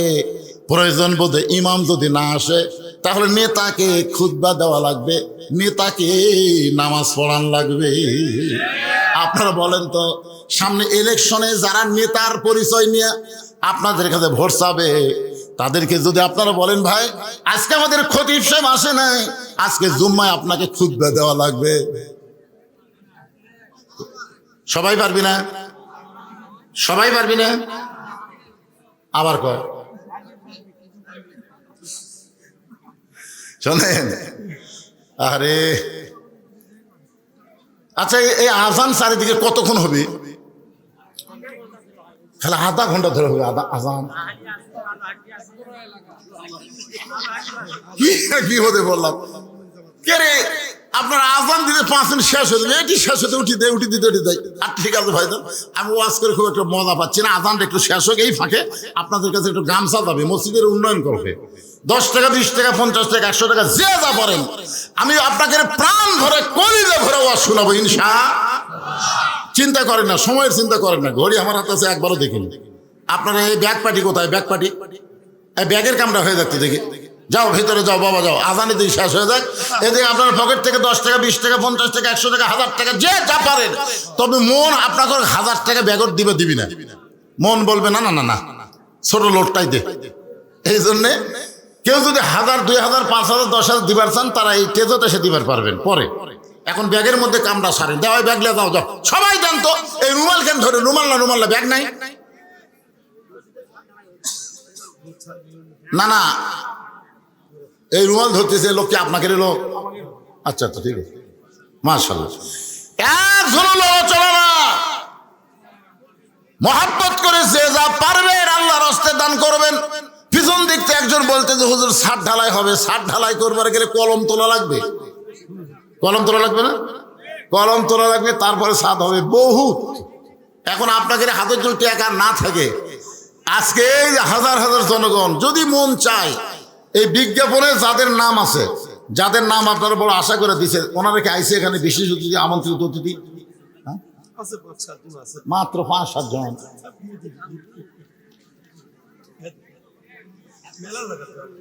এই আদায় করতে কতক্ষণ লাগবে? ঢিলামো করতেছেন কেন? ওয়াজ করা লাগবে তো, কারণ এই সাইডে আবার পিছন দিক থেকে চারিদিক থেকে হন। আমার মা বোনেরা যেখানে বসে আদায় করবে, মা আপনাদের কাছেও যাবে, আল্লাহর ঘরে দান করবেন। সর্বপ্রথম ইসলামের জন্য মহিলারাই বেশি দান করেছে। যে মহিলা ইসলামকে একেবারে ফুলে ফলে পাকিয়ে তুলেছে, তার নাম হলো খাদিজাতুল কুবরা। আজকে আমার মায়েরা মসজিদের জন্য দান করবেন, আমি দোয়া করে দেব মা খাদিজার সঙ্গে আল্লাহ যেন তাদের জান্নাত দেয়। দিচ্ছেন, সবাই দিচ্ছেন, পকেট থেকে বার করেন, সবাই বার করেন। আর টেজের উপর যে কয়টা আছে, কয়টা আমি আদায় করি ফাঁকি। এই মোহাম্মদ দিলজার রহমানের পক্ষে কি আইছে? আচ্ছা ঠিক আছে, তাহলে প্রধান অতিথির পক্ষ থেকে মসজিদ উন্নয়ন করবে 50,000 টাকা উনি দিবার চাইছেন। আলহামদুলিল্লাহ। আলহাজ মোহাম্মদ আব্দুল গনি সহসভাপতি অত্র মসজিদ, উনি আছেন? কোন আপনি কোন? সবাই আগে দিয়েছেন, তাহলে আমার চাওয়ার কি দরকার? আচ্ছা ঠিক আছে, হ্যাঁ 100 বস্তা। জনাব আলহাজ মোহাম্মদ আব্দুল গনি সাহেব 100 বস্তা সিমেন্ট ধরে বলেন মারহাবা। জনাব আলহাজ মোহাম্মদ আতাউর রহমান, উনি কে?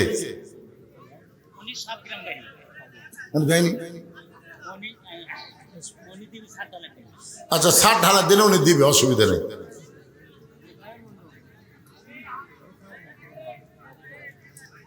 আমি আর বিজ্ঞাপনের যে অতিথিগুলোর নাম আর বলতেছি না, আপনাদের মনে যদি চায় আপনারা বলতে পারেন, লিখতে পারেন, আমার বাকি আলোচনা করা লাগবে। তাছাড়া জনগণ মনে করবে হুজুর আদায়ের জন্য এখানে আইছে।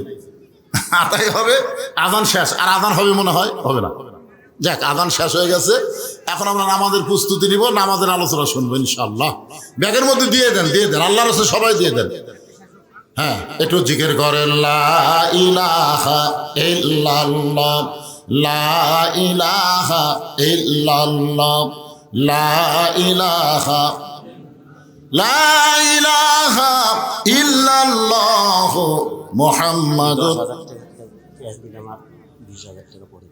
লিল্লাহ আকবার। একটা আমরা লাল করে কইছি, এরা লাল দেখে লাল, এর আসলে নাম দেখি লালি। মাশাআল্লাহ, আরে 10,000 টাকা উনি নগদে দিচ্ছেন, আর 20,000 টাকা, আরো 20,000 টাকা, কত হয়ে গেল লাল? আরো 20,000, মানে এটা বাদ দেই, সর্বসাকুল্যে 30,000 টাকা ধরে বলেন মারহাবা। নগদে 10,000, বাকি 20,000। লাল মিয়া কি করে আপনারা জানেন?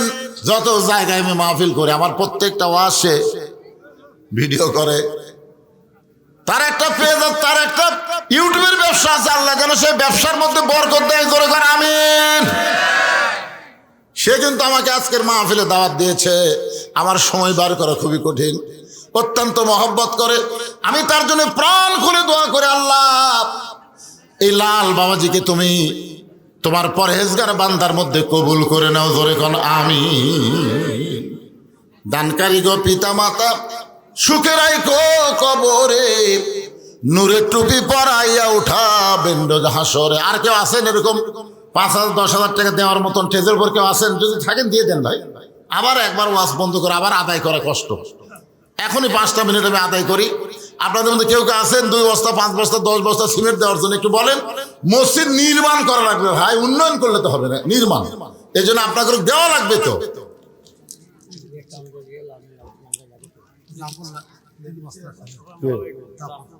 জাফর 3 বস্তা সিমেন্ট করবে দান, জাফরের দানকে আল্লাহ আপনি কবুল করেন। হেলাল বাবা, হেলাল এদের নাম আছে এখানে, হেলালের নাম আছে নাকি? রেজাল হক কত দিছে? রেজাউল হক 5,000 টাকা নগদে করছে দান। আল্লাহ রেজাউল হকের দানকে কবুল করেন। আল্লাহর একজন বান্দা 1,000 টাকা দান করে গেল, আল্লাহ দানকে কবুল করেন। আল্লাহ নেক নিয়ত নেক আশা পড়া, আল্লাহুম্মা আমিন। জি দেন দেন দেন দেন। নাম কি বলবেন? ও আপনি জায়গা দিলেন, মাশাআল্লাহ, লিল্লাহ আকবার। আজকের মাহফিলের সম্মানিত সভাপতি, উনি আল্লাহর ঘরের জন্য তো জায়গা দিছেনই, দাতা সদস্য। আবার আমি যখন বারবার চাচ্ছি, তখন আবার 15,000 টাকা নগদে আল্লাহর ঘরে দান করেছে। আল্লাহ তার দানকে কবুল করুক। তার বাপ আত্মীয় স্বজন যারা কবরে গেছে, এই দানবীর সন্তানের ওসিলায় আল্লাহ তাদের কবরকে জান্নাতের টুকরা বানায় দিয়ে জোরে করে আমিন। এই যে রাস্তার ধারে জায়গা দেওয়া, এটা কি জাতা ইমান? এটাইকে বলা হয় তাজদিদ বিল জেনান। বিশ্বাস করেছে 1 শতক জায়গার দাম 5-10 লাখ টাকা হবে, সেখানে অনেক শতক জায়গা। কয় শতক দিচ্ছে উনি?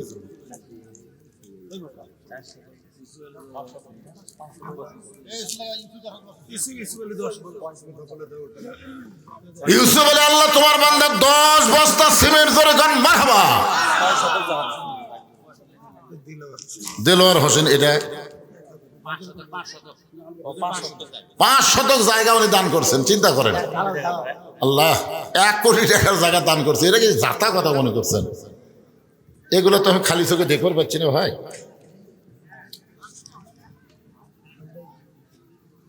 দেলোয়ার হোসেন মুক্তার, উনি 1,000 টাকা দান করেছে। দেলোয়ার হোসেন, আল্লাহ দানকে কবুল করেন। লাল বাবাজির শ্বশুর 1,000 টাকা দান করেছে, আল্লাহ দানকে কবুল করেন। আল্লাহুম্মা আমিন। আবু বকর সিদ্দিক রেজা সাহেব আছেন, ভারপ্রাপ্ত চেয়ারম্যান। কেন রেজা সাহেব নাই, ভারপ্রাপ্ত চেয়ারম্যান, এই চেয়ারম্যানও নাই।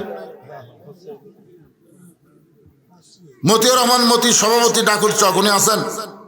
হ্যাঁ, ছোট ভাইয়ের মামা শ্বশুর 10,000 টাকা ক্যাশ টাকা দিয়েছে। নাম আবু সাত্তার মন্ডল। আব্দুল সাত্তার মন্ডল, লাল বাবাজির ছোট ভাইয়ের শ্বশুর 10,000 টাকা নগদ, জোরে বলেন মারহাবা। আমেরিকা প্রবাসী, আমেরিকা। উনি আমেরিকার থাকে, তা আমেরিকার লোক 10,000 টাকা নিলেন কিভাবে? আরেকজন 500 টাকা। আল্লাহর একজন বান্দা 500 টাকা দান করছে, আল্লাহ দানকে কবুল করেন। সকলে বলে আল্লাহুম্মা আমিন। এখানে এমন করে আল্লাহর বান্দা নাই যে হুজুর আমরা যেই গ্রামেই আমাদের বাড়ি হোক না কেন, আমরা আল্লাহর ঘর, রাস্তার পাশে আল্লাহর ঘর, রাস্তার পাশে আপনি কোনো সময় এখানে নামাজ পড়তে পারবেন। এই হিসাবে 2 বস্তা 1 বস্তা করে সিমেন্ট আপনার আল্লাহর রাস্তায় লিখে দেবেন, অসুবিধা নেই। রবিউল ডাকুর সব 500 টাকা দান করেছে, আল্লাহ দান কবুল করেন। আল্লাহুম্মা আমিন। আরেকজন আল্লাহর বান্দা কিছু দান করছে, আল্লাহ আপনি কবুল করেন। আসল মূল আলোচনার দিকে আমি ফিরে যাচ্ছি। হুজুরি পাখানা কইেন যে এরপর করে আলোচনা এক বক্তা আছে। আরে সবই কমতো কেবল ওয়াজের লাইন হতো কিনে পারে। আর একজন 500 টাকা দান করছে, আল্লাহ দানকে কবুল করে। সকলে বলে আমিন। কি ওয়াজ করতেছিল মনে ভুলে গেলে তো হবে না। হ্যাঁ, তাসদিক বিল জেনারেল ওয়াজ শেষ করে আমল বিল আরকানের মধ্যে ঢুকলাম। আর আমল বিল আরকানের 1 নম্বর আমল হলো নামাজ। ধরে করে 1 নম্বর আমল কি? যার নামাজ নাই তার ঈমান নাই। লা সালাতা লা দীনা, যার নামাজ নাই তার কোনো ধর্মই নাই। আজকে সেই নামাজের ঘর মসজিদ, সেই মসজিদকে কেন্দ্র করে আজকের এই জান্নাতের বাগান লাগছে।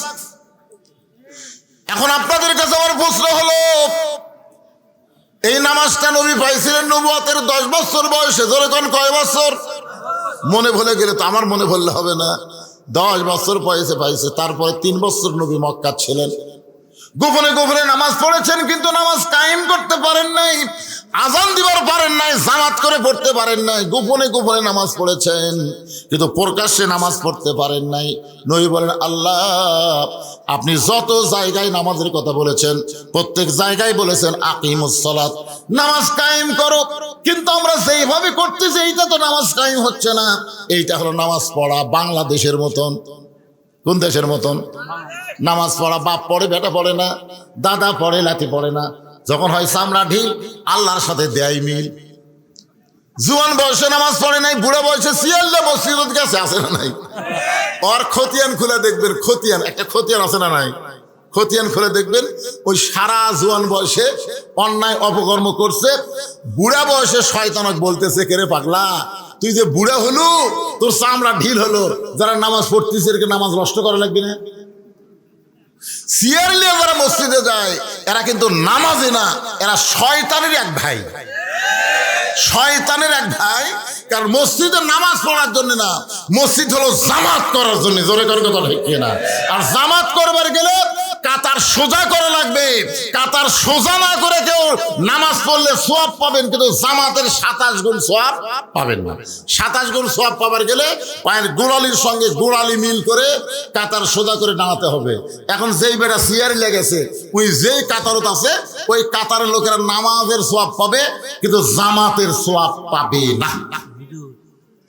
সৌদি প্রবাসী শিবুর স্বামী 10,000 টাকা নগদ দান করছে। এগুলো সব লেখা তো ও আজকে যখন করবেন করে কত টাকা লাগবে টাকা আদায় করে দেবেন, অসুবিধা নেই।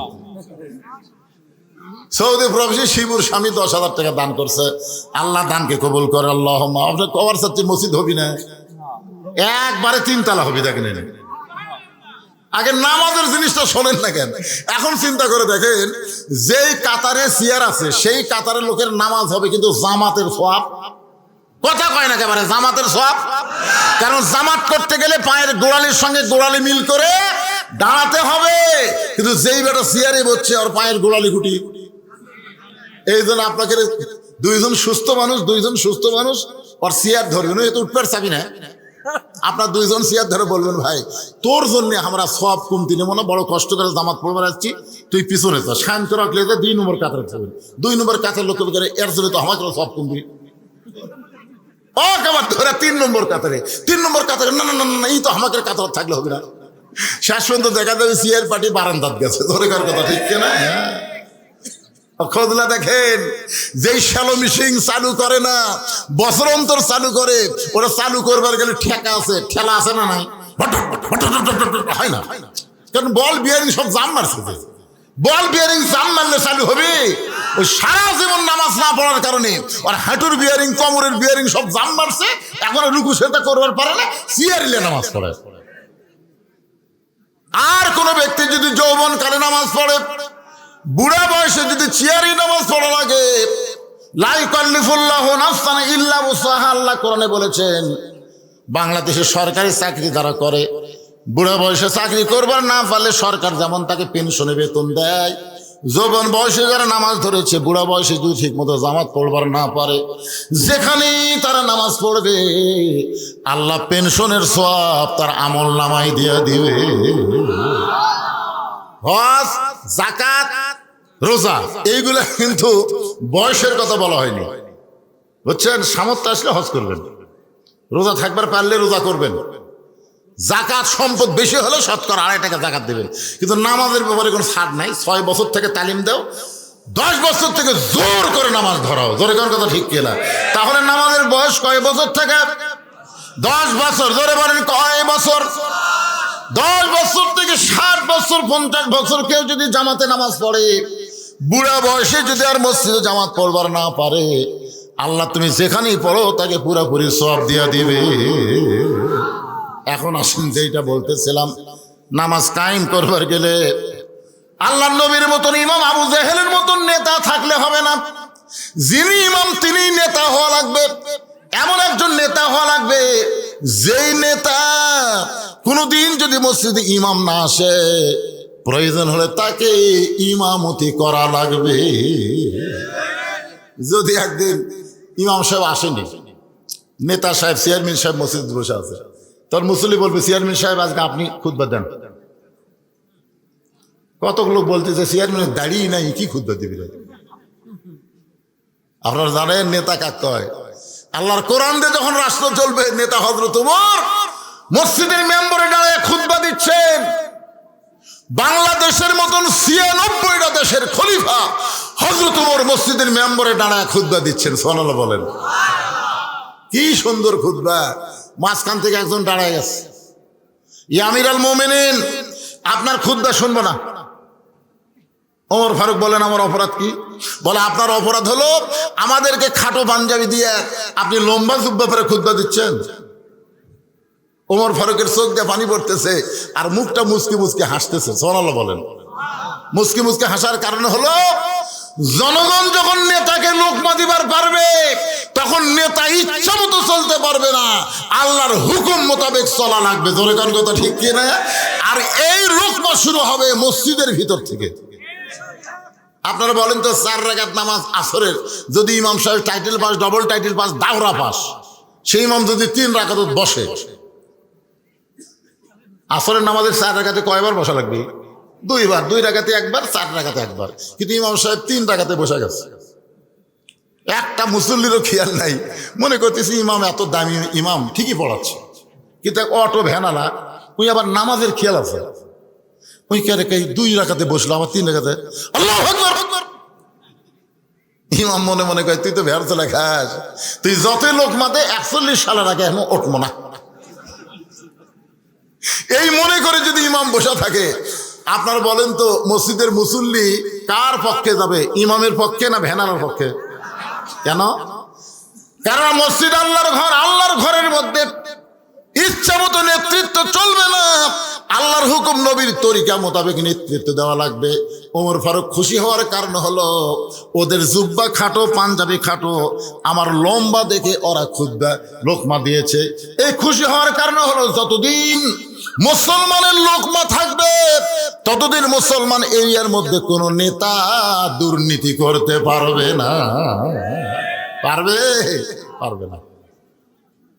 ওমর ফারুক লক্ষ্য করে দেখে, যে বেটা লোকমা দিছে, যে আপনার খুতবা শুনবো না, শুধু উই একলা না, সমস্ত মুসল্লিরা মাথা নিচু করে বসে আছে। এমন সময় আব্দুল্লাহ ইবনে ওমর ফারুকের সন্তান বাবার পাশে দাঁড়ায় বলতেছে, রে নবীর সাহাবীরা, তোমরা খাটো পাঞ্জাবি হলেও নতুন পোশাক পরে আজকে নামাজ পড়তে আইছো, আমার পরনে তাকায় দেখো, আমার পরনে কিন্তু নতুন কাপড় নাই। ওসমান গনি বলে, আব্দুল্লাহ, আজকে জুমার দিনে সবাই নতুন কাপড় পরলো, আর তুমি কেন নতুন কাপড় পরলা না? আব্দুল্লাহ বলতেছে, আমি যদি আজকে নতুন কাপড় পরতাম তাহলে আমার বাবার জুব্বা লম্বা হতো না।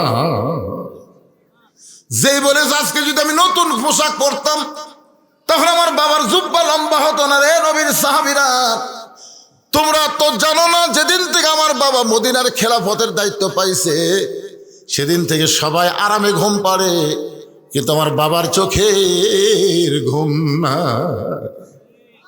বাংলাদেশের 64 জেলায় জামাতের আমির নির্বাচন হলো, নেতা নির্বাচন হলো, সবাই আমরা ইউটিউবের মাধ্যমে, ফেসবুকের মাধ্যমে দেখলাম, প্রত্যেকটা নেতার চোখে পানি।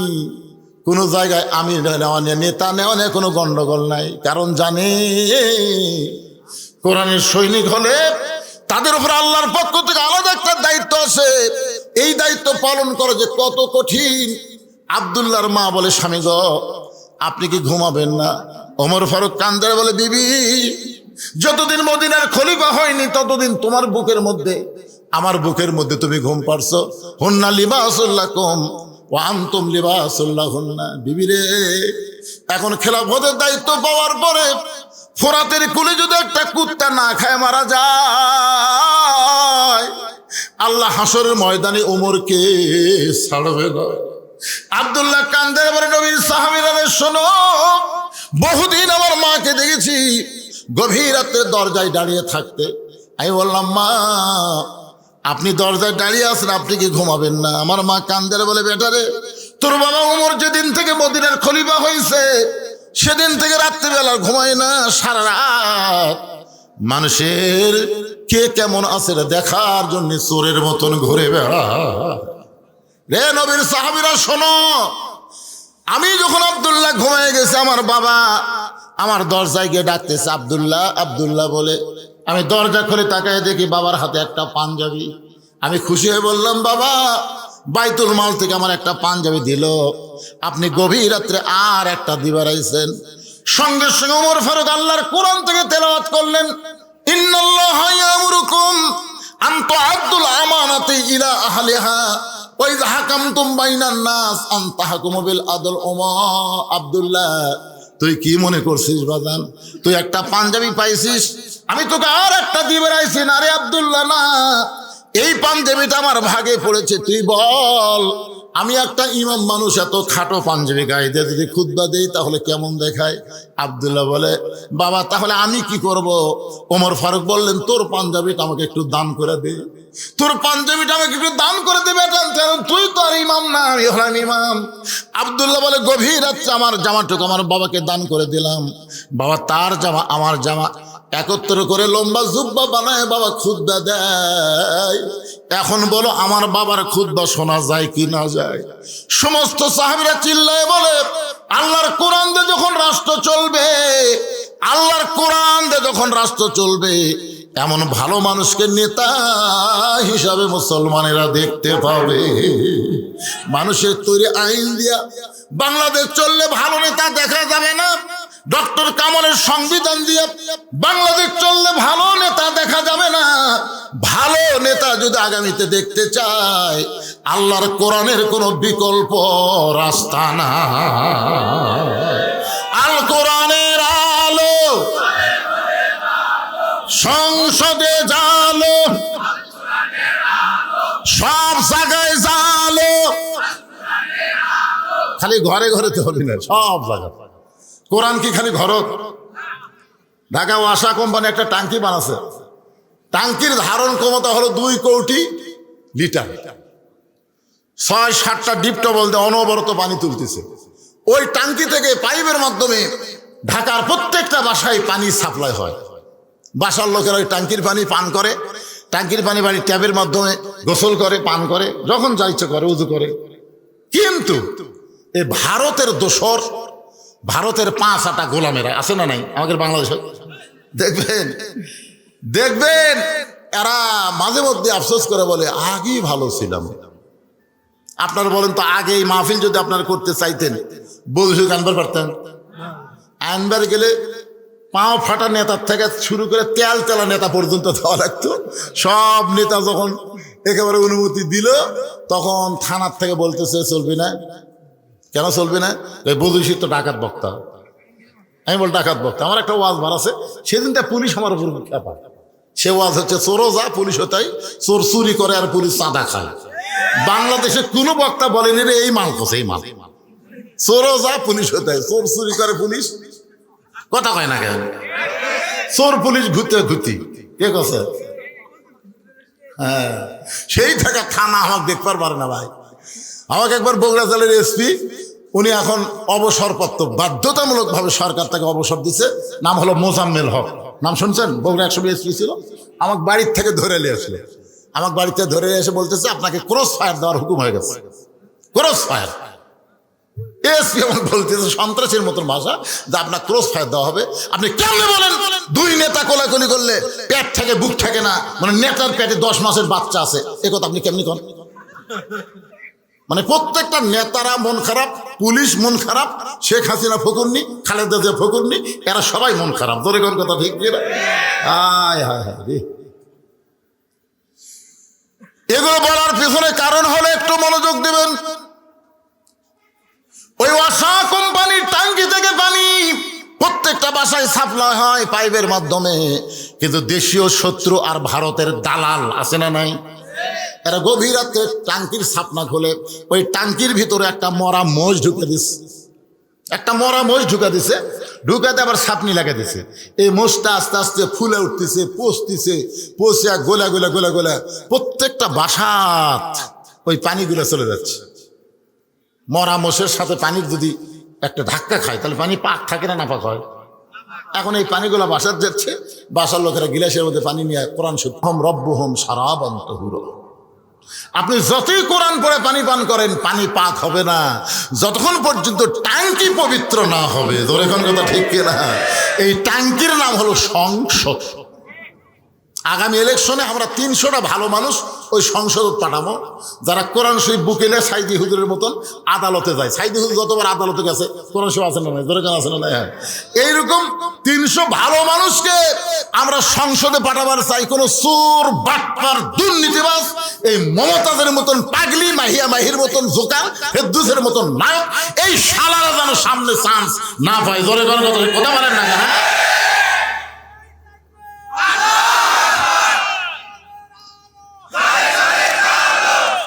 আবার কয় ঘরে ঘরে এই কিসের অভ্যাস? অভ্যাস পরিবর্তন করা লাগবে।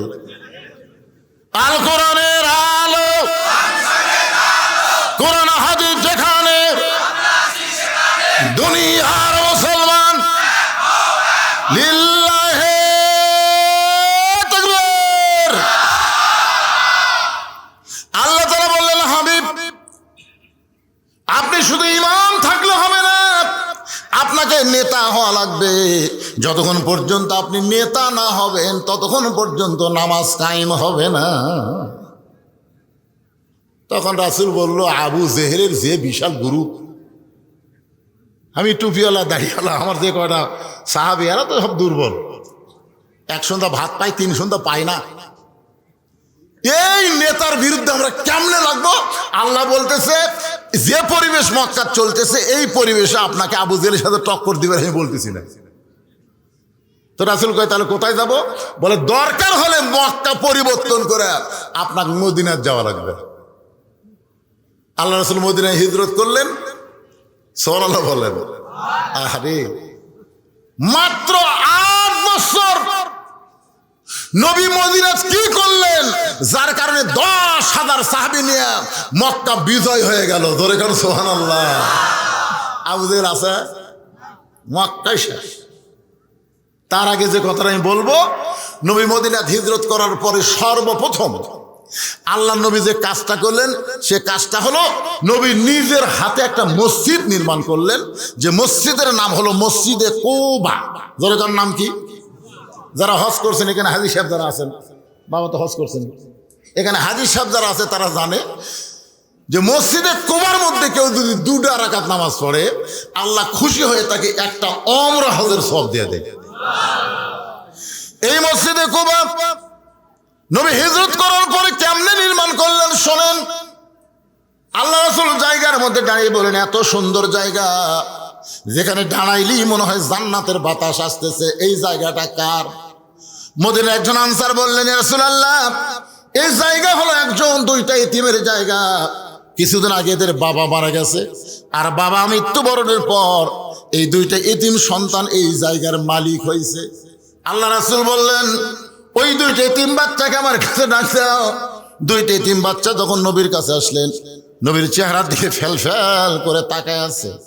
400 রোজ গ্রহ তারা তারি নূরের ইশারা, নইলে যে অন্ধকারে ডুবিত এই ধরনী।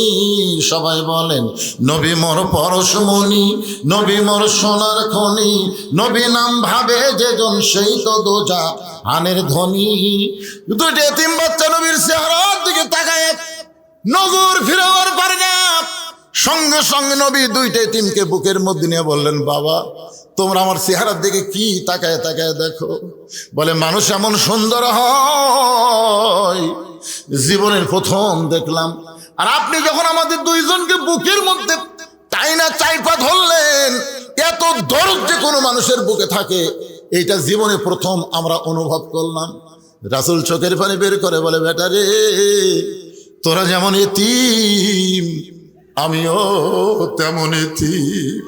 শিশুকালে মইরা গেছে মা, গর্ভে থাকতে মরছে পিতা আমি চোখে দেখলাম না। শিশুকালে মইরা গেছে মা, গর্ভে থাকতে মরছে পিতা নবী চোখে দেখিলেন না। কে করিবে লালন পালন, কে দিবে সান্ত্বনা, এই দুনিয়ার বড় এতিম নবী ছিলাম একজনা। বাজান এত সুন্দর জায়গার তোমরা মালিক হইছো, এত সুন্দর জায়গা তোমরা দেখাশোনা করতেছ। দুই এতিম বাচ্চা নবীর কাছে বুকটা জোরে ধরে বলে, নবী গো এই জায়গার মালিক আমরা না, এই জায়গার মালিক হলেন আসমানওয়ালা। ওই দুইটা বাচ্চা তখনও মুসলমান হয় নাই। ওই দুইটা বাচ্চা হলো ইহুদির বাচ্চা, তাদের বাপ ইহুদি মারা গেছে। আর দুইটা এতিম বাচ্চা বলতেছে, নবী গো এই জায়গার মালিক আমরা না, এই জায়গার মালিক হলো আসমানওয়ালা। আমরা দুই ভাই দেখাশোনার দায়িত্ব পাইছি। রাসূল বলে, জায়গাটা আমার বড় পছন্দ হয়েছে বাজান, এই জায়গায় আমি আল্লাহর ঘর মসজিদ বানাবার চাই। এর বিনিময়ে তোমরা কি চাও বলো, বিনিময়ে কি চাও? দুইটা এতিম বাচ্চা বলতেছে, নবী গো বিনিময় যদি দিবার চান তাহলে আমরা শুনেছি আল্লাহ তাআলা মুসলমানের জন্য নাকি জান্নাত তৈরি করে রেখেছেন। সঙ্গে সঙ্গে নবী দুইটা এতিম বাচ্চাকে বললেন, এই জায়গাটা যদি আল্লাহর ঘরের জন্য দিয়া দাও, দুনিয়াতে কোনো বিনিময় না নিলেও আল্লাহ তোমাদেরকে জান্নাতে ঘর দিয়া দিবে। সর্বপ্রথম মসজিদ নির্মাণ হলো মসজিদে কুবা। সাহাবারা বললেন, রাসূলুল্লাহ এই মসজিদ নির্মাণের কারণ কি? রাসূল বললেন, আমরা সব দল ভাঙ্গা এক দল হব। সব দল ভাঙ্গা কয় দল? আপনাকে এই মসজিদে আওয়ামী লীগের মধ্যে যারা নামাজ পড়বে, বিএনপির মধ্যে যারা নামাজ পড়বে, জামাত ইসলাম তাবলিগ পীর মুরিদি যারা নামাজ পড়বে, মুয়াজ্জিন যখন আজান দেবে, আপনার বলেন তো এক এক দল কি এক এক মসজিদের জন্য যাবে না সব দল এক মসজিদে যাবে? এই মসজিদ বানানোর কারণ হলো সব দল ভাঙ্গে আমাদেরকে এক দল হওয়া লাগবে। মসজিদের মধ্যে যখন ঢুকবেন তখন আপনি আওয়ামী লীগ থাকবেন না, বিএনপি থাকবেন না, জামাত থাকবেন না, পীর মুরিদি থাকবেন না, সব ভাই কাতারবদ্ধ হয়ে কালোর কাছে ফর্সা, ফর্সার কাছে কালো, উঁচার কাছে নিচু, নিচুর কাছে উঁচা, ধনীর কাছে গরিব, গরিবের কাছে ধনী, এমনকি এসপির কাছে চকিদার পর্যন্ত দাঁড়িয়ে যাবে। ধরে কোন ঠিক কিনা? নেতার কাছে তার সামচা ডালাবে। বলা হয়েছে পায়ের গোড়ালির সঙ্গে গোড়ালি মিল করবা, কাতারবদ্ধ হয়ে নামাজ পড়বা। সবাই যখন দাঁড়াইছে, আওয়ামী লীগ দাঁড়াইছে, বিএনপি দাঁড়াইছে, জাতীয় পার্টি সবাই কাতারবদ্ধ হয়ে দাঁড়ায় গেছে। এক কাতারের মধ্যে দুই কাতার, তিন কাতার হয়েছে। এমন সময় ইমামতি কে করবি? হুজুর, একটা হুজুর নাই। একজন বলতেছে, হুজুর না থাকলে কি হবে? ইসলামী দলের একজন আছে। কোন দল? কথা কন না কেন? কোন দল? কয় নম্বর কাতারত? কয় 4 নম্বরত। আমি বুঝানোর জন্য বলতেছি, এখন আপনারা বলেন তো ইসলামী দলের যে লোকটা 4 নম্বর কাতারে আছে, সে যদি নামাজ পড়াবার পরে তাকে আপনার 4 নম্বরে রাখবেন না সামনে দিবেন? সামনে না 4 নম্বরে?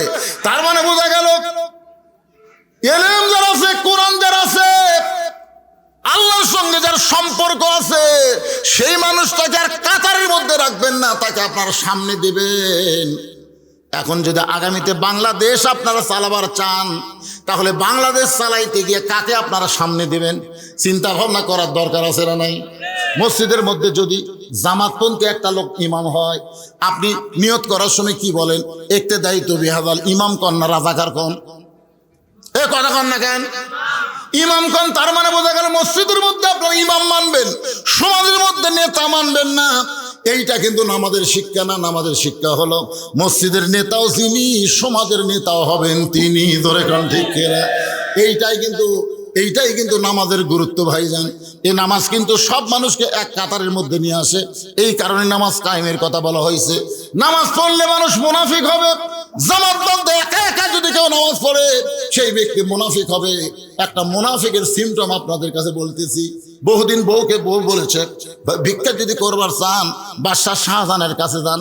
বাদশাহ শাহজাহানের কাছে গিয়ে কান্দা কান্দা করবেন, এমন ভিক্ষা দিবে আর কোনোদিন ভিক্ষা করা লাগবে না। এখন বইয়ের বুদ্ধি শুনে ফকির চলে গেছে বাদশাহ শাহজাহানের রাজ দরবারে। একজন মন্ত্রীকে বলতেছে, বাদশাহ কোথায়? বলে বাদশাহ ওই ঘরের মধ্যে ঢুকছে। ফকির ঘরের বসে দিয়ে দেখে ঘরের দরজা বন্ধ, একটা জানালার পাল্লা খোলা আছে। এই জানালার পাল্লা দিয়ে তাকায় দেখে গোটা ঘরের মধ্যে একজন মাত্র মানুষ দুই হাত তুলে কাঁদতেছে আর বলতেছে, ও বাদশার বাদশাহ, তোমার দরবারে আমি ফকির, আমি ফকির। ফকির বলে চোখের পানিতে গাল ভিজে দেয়। ফকির চিন্তায় পড়ে গেল, বইয়ের বুদ্ধি শুনে আসলাম বাদশার কাছে। আয়সা দেখি বাদশাহ নিজেই ফকির হয়ে কাঁদতেছে। বাদশাহ যদি নিজেই ফকির হয়, তাহলে আমার মতন ফকির তো পাওয়ার কিছুই নাই। মন খারাপ করে যখন ফকির চলে যাচ্ছেন, এমন সময় দারোয়ান বলতেছে, বাবা আপনার কি বাদশার সাথে দেখা হয়েছে নাকি? ফকির রাগ করে বলে, এ দারোয়ানের বাচ্চা দারোয়ান, খালি দরজা পাহারা দিস, ভিতরের খবর জানিস না? ভিতরের খবর যদি জানিস তাহলে এরকম বলতে পারতিস না। তোরা যাকে বাদশাহ বাদশাহ বলে পূজা করতেছিস, আমি নিজের চোখে দেখলাম ফকির হয়ে কাঁদতেছে। সব দারোয়ান ফকিরকে ধরেছে। এমন সময় বাদশাহ শাহজাহান মুনাফিক বের হয়েছে। ধরে কান কে বের হয়েছে? কথা কয় না। মুনাফিক বের হয়েছে কারণ একলা নামাজ পড়ে, জামাতে নামাজ পড়ে না। জামাতে নামাজ পড়লে তার মধ্যে কোনো অহংকার থাকবে না। তেলতলা পায়ের কাছে ফাটা পা জোড়া লাগবে। জোরে কোন কথা ঠিক কিনা? কিন্তু একলা একলা যখন নামাজ পড়ে নিজে কিন্তু হাসে না। তাহাজ্জুদ নামাজ পড়ে, যায় নামাজ খোঁজে। জোরে কোন কথা ঠিক কিনা? কিন্তু একলা একলা বাদশাহ শাহজাহান একলা একলা কায়েম, ফকির ফকির ফকির, চোখ দিয়ে পানি ছাইড়া দিছে। সব দারোয়ান ধরে, কেউ কিল মারে, কেউ ঘুষি মারে। ফকির চিল্লে বলে, যতই মার মারিস না কেন, নিজের চোখে দেখা জিনিস মিথ্যা বলা যাবে না। এমন সময় বাদশাহ শাহজাহান বলে, রে দারোয়ানরা কারে মারতেছো, কেন মারতেছো? বলে, জাহাপনা আপনি নাকি ফকির হয়ে গেছেন, আপনি বাদশাহ নাই। সঙ্গে সঙ্গে মুনাফিক বাদশাহ শাহজাহান দৌড়ে এসে ফকিরের দাড়ি ধরে বলে, এই ফকির, তুই কি জানিস না আমি মুঘল সম্রাট শাহজাহান? তুই কি জানিস না? ফকির বলে, এটাই তো জানতাম, কিন্তু ঘরের জানলার কাছে গিয়ে কি দেখলাম, আপনার মতো একজন মানুষ দুই হাত তুলে বলতেছে, ও বাদশার বাদশাহ, তোমার দরবারে আমি ফকির, আমি ফকির। সঙ্গে সঙ্গে বাদশাহ শাহজাহান নিজের গালে নিজে সর দিয়ে বলে, আমি মুনাফিক, আমি মুনাফিক। আমি আল্লাহর ঘরে যতক্ষণ ফকির সাজি ততক্ষণ, আর আল্লাহর ঘর থেকে বের হলেই আমি বাদশাহ হয়ে যাই। আল্লাহর ঘরে ফকির হবে, নিজের ঘরে বাদশাহ হবে। এরা মুসলমান না, এরা হলো মুনাফিক। জোরে বলেন ঠিক কিনা? বলতেছে আমি মুনাফিক, আল্লাহর ঘরে যতক্ষণ ফকির সাজি, ফকির হই না, সাজি। কি মসজিদে যখন যাবেন তখন একরূপ, মসজিদ থেকে বার হবেন আর এক রূপ। এটা হলো চলবে না। নামাজের মাধ্যমে, সালাতের মাধ্যমে আল্লাহ প্রত্যেকটা মুসলমানকে ভাই ভাই বানায় দিবে। ধরে কোন কথা ঠিক কিনা? আপনি দুপুরের আগে ভাত খাচ্ছেন, খেয়ে নামাজ পড়ে গেছেন, ভাই খালি ঢেকুস মারতেছেন, পেট উঁচা হয়ে আছে, 4 তরকারিতে ভাত খাচ্ছেন। আপনার পাশে একজন কাতার সোজা করতেছে, ওই আজকে 2 দিন হলো আর বাড়ি খাওয়াই নাই। আপনি কি খালি গোড়ালি ঠিক করলে হবে না ভুঁড়িও ঠিক করা লাগবে? এই জন্য আল্লাহ রাসূল বলেছেন, নামাজের সালাম ফেরানোর পরেই তোমার ভাইটার তুমি হাত ধরবা। হাত ধরবা, ভাইজান তোর বাড়ি কোথায় ভাই, আজকে তোমার খবর কি, হাল হাকিকত জানবা। জামাতে নামাজ পড়া মানে না সালাম ফেরালি যার মনে তাই দৌড় না। প্রত্যেকটা মুসলমান, কুল্লু মুসলিম ইখওয়া, প্রত্যেকটা মুসলমান ভাই ভাই, এই পরিচয় জামাতের মাধ্যমে দেওয়া লাগবে। জোরে কথা ঠিক কিনা? আপনারা বলেন তো, যারা খালি নামাজের জামাত করে তাদের কথা ভিন্ন, যারা জামাত ইসলাম করে বাংলাদেশের যে কোনো এক জায়গায় যদি কোনো ভাই বিপদে পড়ে আর এক ভাই দৌড়ে গিয়ে তাকে সাহায্য করে, জোরে কোন কথা ঠিক কিনা? খালি নামাজের জামাত করলে হবে না, ইসলামেরও জামাত করা লাগবে, ইসলামেরও দল করা লাগবে। কথা আমার বুঝতে পারতেছেন? এখন তার অ্যাঙ্গেলে মার লাগবে না, ডাইরেক্ট মারতেছে, অসুবিধা কি? একটু মনোযোগ দিয়ে শুনবেন। আল্লাহর বান্দারা যে আয়াতে কারিমা তেলাওয়াত করেছি, আস্তাইনু বিসসবরি ওয়াস সালাহ ইন্নাল্লাহা মা'আস সাবিরিন। যদি আমরা আল্লাহর কাছে কিছু পাওয়ার চাই তাহলে ধৈর্য আর নামাজের ভিতর দিয়ে চাই। এটা বললেন কেন? কারণ আমরা সব জায়গায় ধৈর্য, একটা জায়গায় আমাদের ধৈর্য কম, সে জায়গা হলো মসজিদ। জোরে কোন ঠিক কিনা? আপনারা বলেন তো কোন জায়গায় যে আপনার বেশি ঘড়ি দেখেন? সবাই বলতেছেন না। যদি মসজিদে একটা দেওয়াল ঘড়ি থাকে আর আপনার হাত ঘড়ি থাকে, আপনি কমপক্ষে 3 বার দেখবেন। দেখার পরে পাশের ডাক বলতেছেন, কে ভাই আর কয় মিনিট? বলছে এখনো 3 মিনিট আছে ভাই। হামনে আসলে বলতেছে এখনো 3 মিনিট ভাই। তখন বলতেছে আজ ঘড়ি লড়তেছে না ভাই রে। আল্লাহ বলতেছেন বিসসবরি ওয়াস সালাহ, পাগলা নামাজের মধ্যে গিয়ে ধৈর্য যদি না থাকে তোর নামাজই হবে না, আমার কাছে চাও হবে না। আর সালাম ফিরানোর সাথে সাথে, সালাম ফিরেছে কি, সালাম ফিরানোর সাথে সাথে আপনি মোনাজাত করবার হুকুম কে দিয়েছে আপনাকে? বিসসবরি ওয়াস সালাহ। যদি আল্লাহর কাছে কিছু পাওয়ার চান, ধৈর্য আর নামাজের মাধ্যমে চাইতে হবে। দোয়া দরুদ পড়তে হবে কমপক্ষে 2 থেকে 3 মিনিট। রাসূল দোয়া দরুদ পড়েছেন, সালাম ফেরানোর পর দোয়া দরুদ পড়েছেন। সম্মিলিত মোনাজাত গুরুত্ব না, দোয়া দরুদ পড়া হলো গুরুত্ব। জোরে করার কথা ঠিক কিনা? এই আপনারা বলেন তো, কোনো ফকির যদি এইরকম করে বাড়ি বাড়ি ভিক্ষা করে, ওই সারাদিন অন্তর পয়সার চাল পাবে? মা সাথে ভিক্ষা দাও কেন? মা সাথে ভিক্ষা দাও কেন? কোন মা পয়সা থেকে ভিক্ষা নিয়ে ফকিরই নেই। আর এক দরজা করছে মা সাথে ভিক্ষা দাও কেন? ওই ভিক্ষা পাবি, ওই সারা জীবন ভিক্ষা করবি কিন্তু পাবি না। আজকে আমরা যে মোনাজাত করতেছি আল্লাহর কাছে, এটা আমরাও পাবো না। আল্লাহ ফেরেশতা কেবল লাইন ধরছে দিবি, ইতিমধ্যে আল্লাহ শেষ।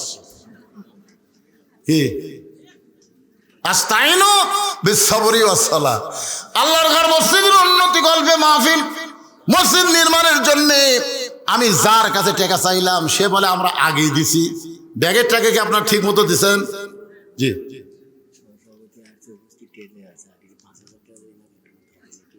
সহসভাপতি আতাউর রহমান উনি আসছেন কোথায়? আতাউর রহমান ভাই কোথায়? কখন আসছেন? আচ্ছা আচ্ছা, একটা কোন ভাই, আপনি আল্লাহর ঘর মসজিদের জন্য যা পারবেন, জোর জবরদস্তি করা যাবে না। জোর জবরদস্তি করলে চাঁদা হবে, কিছুদিন পর মসজিদের কলম ফাট ধরবি, দরকার নেই। দান হচ্ছে অন্তর থেকে যার যতটুকু, ঠিক কিনা বলেন? দান। আর যখনই বলবেন এত দেওয়া লাগবে তখন চাঁদা। মসজিদের জন্য আমরা দান চাবো, চাঁদা চাবো না, ঠিক কিনা বলেন? তো সহসভাপতি সাহেব ইচ্ছা মতো কতটুকু পারবেন। আর সোহেল ভাই উনি আগে দিচ্ছেন 5,000 টাকা, আজকে আবার নতুন করে কত দিবেন ভাই? সোহেল ভাইকে আজকে 5,000 দিচ্ছে, মাশাআল্লাহ 5,000 টাকা দান করছে। আল্লাহ সোহেল ভাইয়ের দানকে আল্লাহ আপনি কবুল করেন। জোরে বলেন আল্লাহুম্মা আমিন। বলেন বলেন সহসভাপতি বলেন। এটা কি? এই আবার প্রশ্ন দিচ্ছে, দেখেন তো প্রশ্নটা আপনাকে সবার জন্য না খালি একজনের জন্য? আমার উপর গোসল ফরজ হয়েছে কিন্তু মুখে খাবার আটকে আছে, তাহলে কি আমার ফরজ গোসল আদায় হবে? তাহলে হুজুর পান খায়, তাদের তো দাঁত আটকে থাকে, তারা কি গোসল আদায় হবে? যারা পান খায় তারকে আটকে থাকে, তুমি খাড়াইতে দেখছ? যদি না দেখো তাহলে তুমি মিথ্যাবাদী হবে। কারণ যে লোক পান খায় তার দাঁতের মধ্যে পান আটকে থাকে, আটকে যদি থাকে তাহলে তো অবশ্যই হবে না। একটা দাড়ি যদি আপনি দাঁড়িয়ে জলদি করবে গেলে দাড়ি পর্যন্ত খিলাল করা লাগে না? আপনার যারকে দাড়ি নাই তারকে তো তেল তালা আরামসে মারতেছেন, কিন্তু আমাকে তারা দাড়ি এদিক থামারা লাগে, এদিক থামারা লাগে, এদিক থামারা লাগে, দাড়ির গোড়ায় গোড়ায় পানি পৌঁছানো লাগবে। তাহলে যারা পান খায় ওরা কি পান থুয়ার কি সে হুঁশ নাই? সব পরিষ্কার করবে। আপনি হয়তো পান খাওয়া পছন্দ করেন না, এই জন্য বলতেছেন। পান খান, কিন্তু পানের সাথে নিশা হয় এরকম কিছু খাইন না। খান, পান খেলে অনেক লোকের পিত্তি ব্যারাম আছে, পান না খেলে সমস্যা আছে, গ্যাস আছে, খান। পান খাওয়া তো আর হারাম না, কিন্তু পানের সাথে নিশাদ্রব্য জিনিস যেটা খাইলে আপনার নেশা হবে, না খাইলে, পান না খাইলে আপনি থাকবার মাত্র অস্থির হয়ে যাচ্ছেন, এগুলো ইসলামে জায়েজ করেনি। আমার কথাটা বুঝলেন? পাইকারি হারে একেবারে পানের উপর একটা হারাম ফতোয়া দিয়েন না। হালালও বাইয়িনুন, হারামও বাইয়িনুন। আল্লাহ কোরআনে বলেছেন হারামও প্রকাশ্য, হালালও প্রকাশ্য। যেটা হারাম না সেটা হারাম বলা কবিরা গুনাহ, আর যেটা হারাম সেটা হালাল বলাও কবিরা গুনাহ। আমার কথা কি বুঝলেন? এই জন্যে ফতোয়ার ব্যাপারে একটু সতর্ক হবে ইনশাআল্লাহ।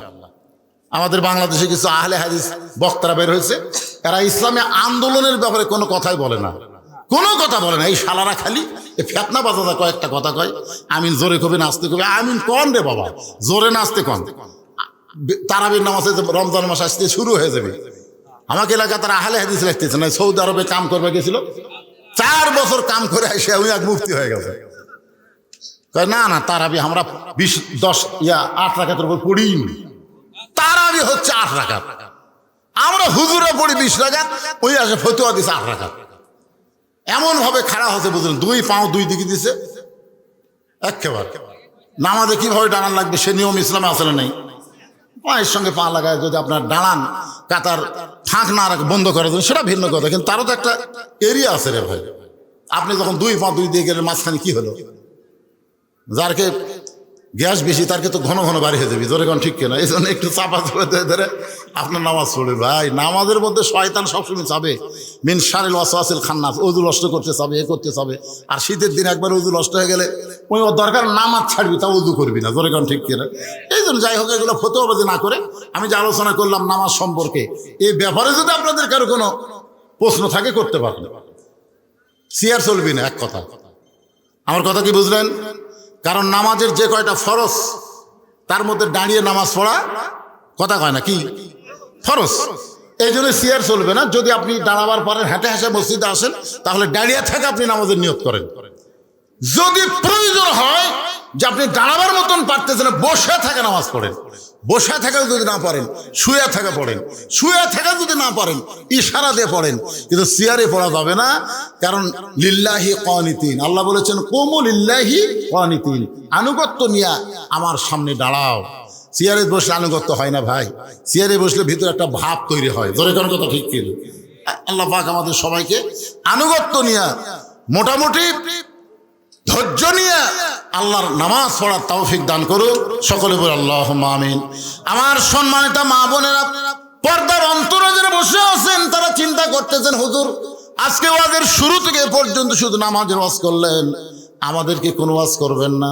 আমি মেয়েদের জন্য বলতেছি, মা, নামাজ শুধু পুরুষ মানুষের জন্য না, মেয়েদের জন্যও নামাজ। কিন্তু মেয়েরা নামাজ পড়ার আগে তাদের গুরুত্ব হবে পর্দা। রাসূল বলেছেন, পর্দা যদি কোনো মেয়ের কমজোরি হয়, তার নামাজ, রোজা, হজ, যাকাত কোনোটা আল্লাহর দরবারে কবুল হবে না। মেয়েদের যত আমল আছে, আমল বিল আরকানের মধ্যে 1 নম্বর আমল হলো পর্দা। আমার মা বোনেরা পর্দার মধ্যে থাকবেন।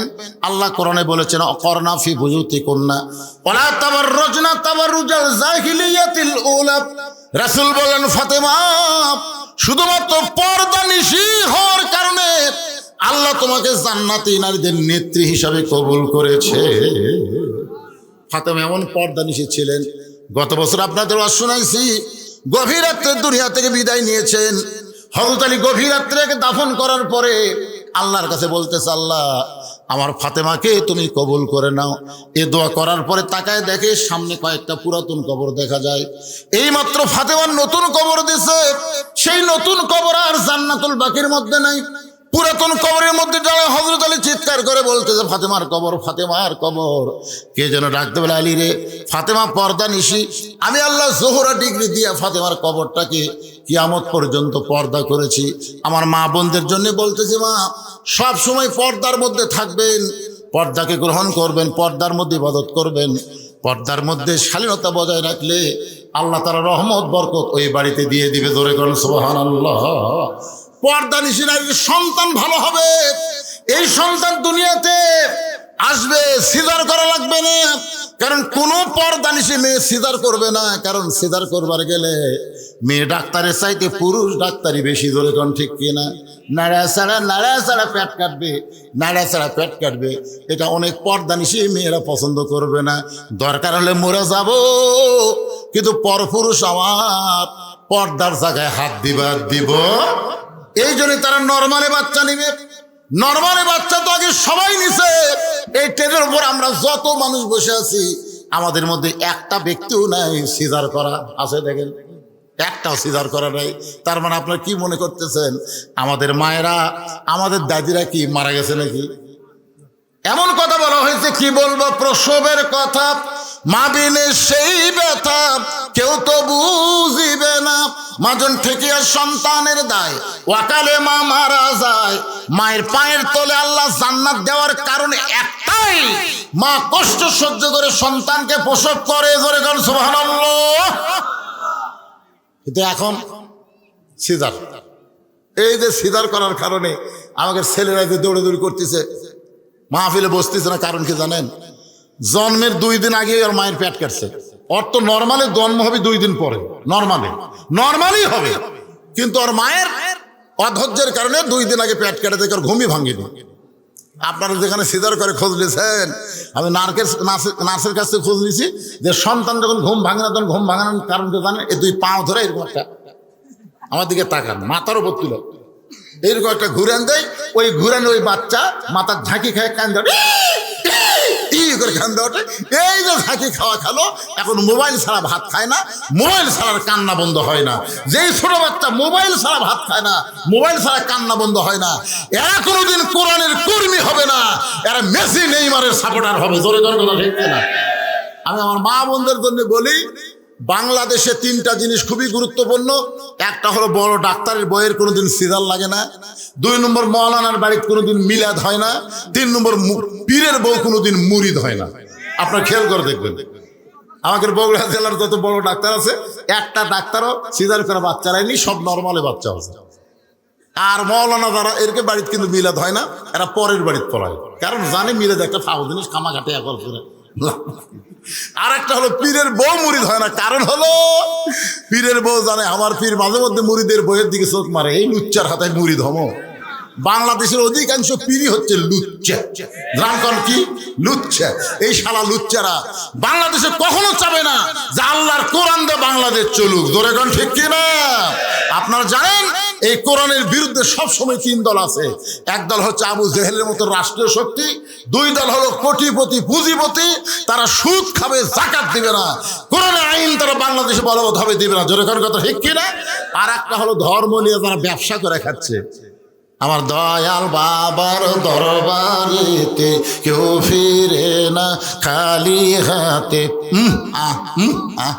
এই দয়াল বাবারা কোনোদিনও চাবে না বাংলার জমিনে আল্লাহর কোরআন বিজয় হোক। জোরে কোন ঠিক? আমরা চাই এই মসজিদে 5 ওয়াক্ত নামাজ জামাতের সঙ্গে আদায় হবে, নামাজ কায়েম হবে। আগামীতে এই মসজিদ রাস্তার ধারে জল জল করে জ্বলবে। শুধু মসজিদের সুন্দর হবে না, মসজিদের মুসল্লিগুলোকে আল্লাহ সুন্দর করুক, সহি তরিকা মোতাবেক নামাজ পড়ার তৌফিক দান করুক। সকলে বলে আল্লাহুম্মা আমিন। আমি এখানে একটা মোনাজাত করে দিব, এরপরে ইশার জামাত হবে। তারপরে আজকের মাহফিলের অন্যতম আকর্ষণ, আন্তর্জাতিক খ্যাতি সম্পন্ন মুফাসসিরে কোরআন হযরত মাওলানা ইমদাদ হোসেন জিহাদি ঢাকার বক্তা আপনাদের সামনে ইশার পরে আলোচনা করবে। আমি এখান থেকে বিদায় নিয়ে চলে এসেছি। সংক্ষিপ্ত একটা মোনাজাত। আল্লাহুম্মা আমিন। আয় আল্লাহ তাআলা, দীর্ঘ 2 ঘন্টা সময় ধরে তোমার বান্দাদের সামনে নামাজ সম্পর্কে আলোচনা করেছি। আল্লাহ মেহেরবানি করে আজকের মাহফিল আমাদের সকলের হিদায়াতের জন্য, নাজাতের জন্য কবুল করে নাও। আল্লাহ এশার নামাজের পরে আবার কোরআনের তাফসির হবে, যোগ্যতম আলিম দ্বীন এখানে আলোচনা করবে। আল্লাহ সকলকে এশার নামাজের পরে আলোচনায় অংশগ্রহণ করার তৌফিক দিয়ে দাও। আল্লাহ আজকের এই মাহফিলে তোমার ঘর মসজিদকে লক্ষ্য করে নগদে বাকিতে যারা দান করেছে, আল্লাহ সকলের দানগুলোকে জান্নাতের বিনিময়ে কবুল করো। আল্লাহ তোমার ঘরের জিনিস জায়গা দিয়েছে, দাতা এখানে বসে আছে। আল্লাহ আজকে আবার 15,000 টাকা নগদে দান করেছে। ও মাবুদ মাওলা, কে কোন নিয়তে কি দান করলো আল্লাহ সবই তুমি জানো। আমার মায়েরাও দান করেছে, বাবাদেরও দান করেছে, যুবকেরাও দান করেছে। আল্লাহ সবগুলো দান মসজিদের জন্য কবুল করে এদেরকে জান্নাতে একটা ঘর করে দিও। আল্লাহ আয় আল্লাহ তাআলা, শুধু কোরআনের ওয়াজ শুনলে হবে না, বাস্তবে বাংলার জমিনে আমরা কোরআনকে দেখতে চাই। আল্লাহ আগামীতে কোরআন দিয়ে বাংলাদেশ চলবে, এ দৃশ্য আমাদের সকলের দেখার তৌফিক দিয়ে দাও। আমি অসুস্থ, আমার মতো অসুস্থ যারা সুস্থতা দান করো। আজকের মাহফিলের প্রধান অতিথি আসতে পারে নাই, তার প্রতিনিধির মাধ্যমে টাকা দিয়েছে আল্লাহ।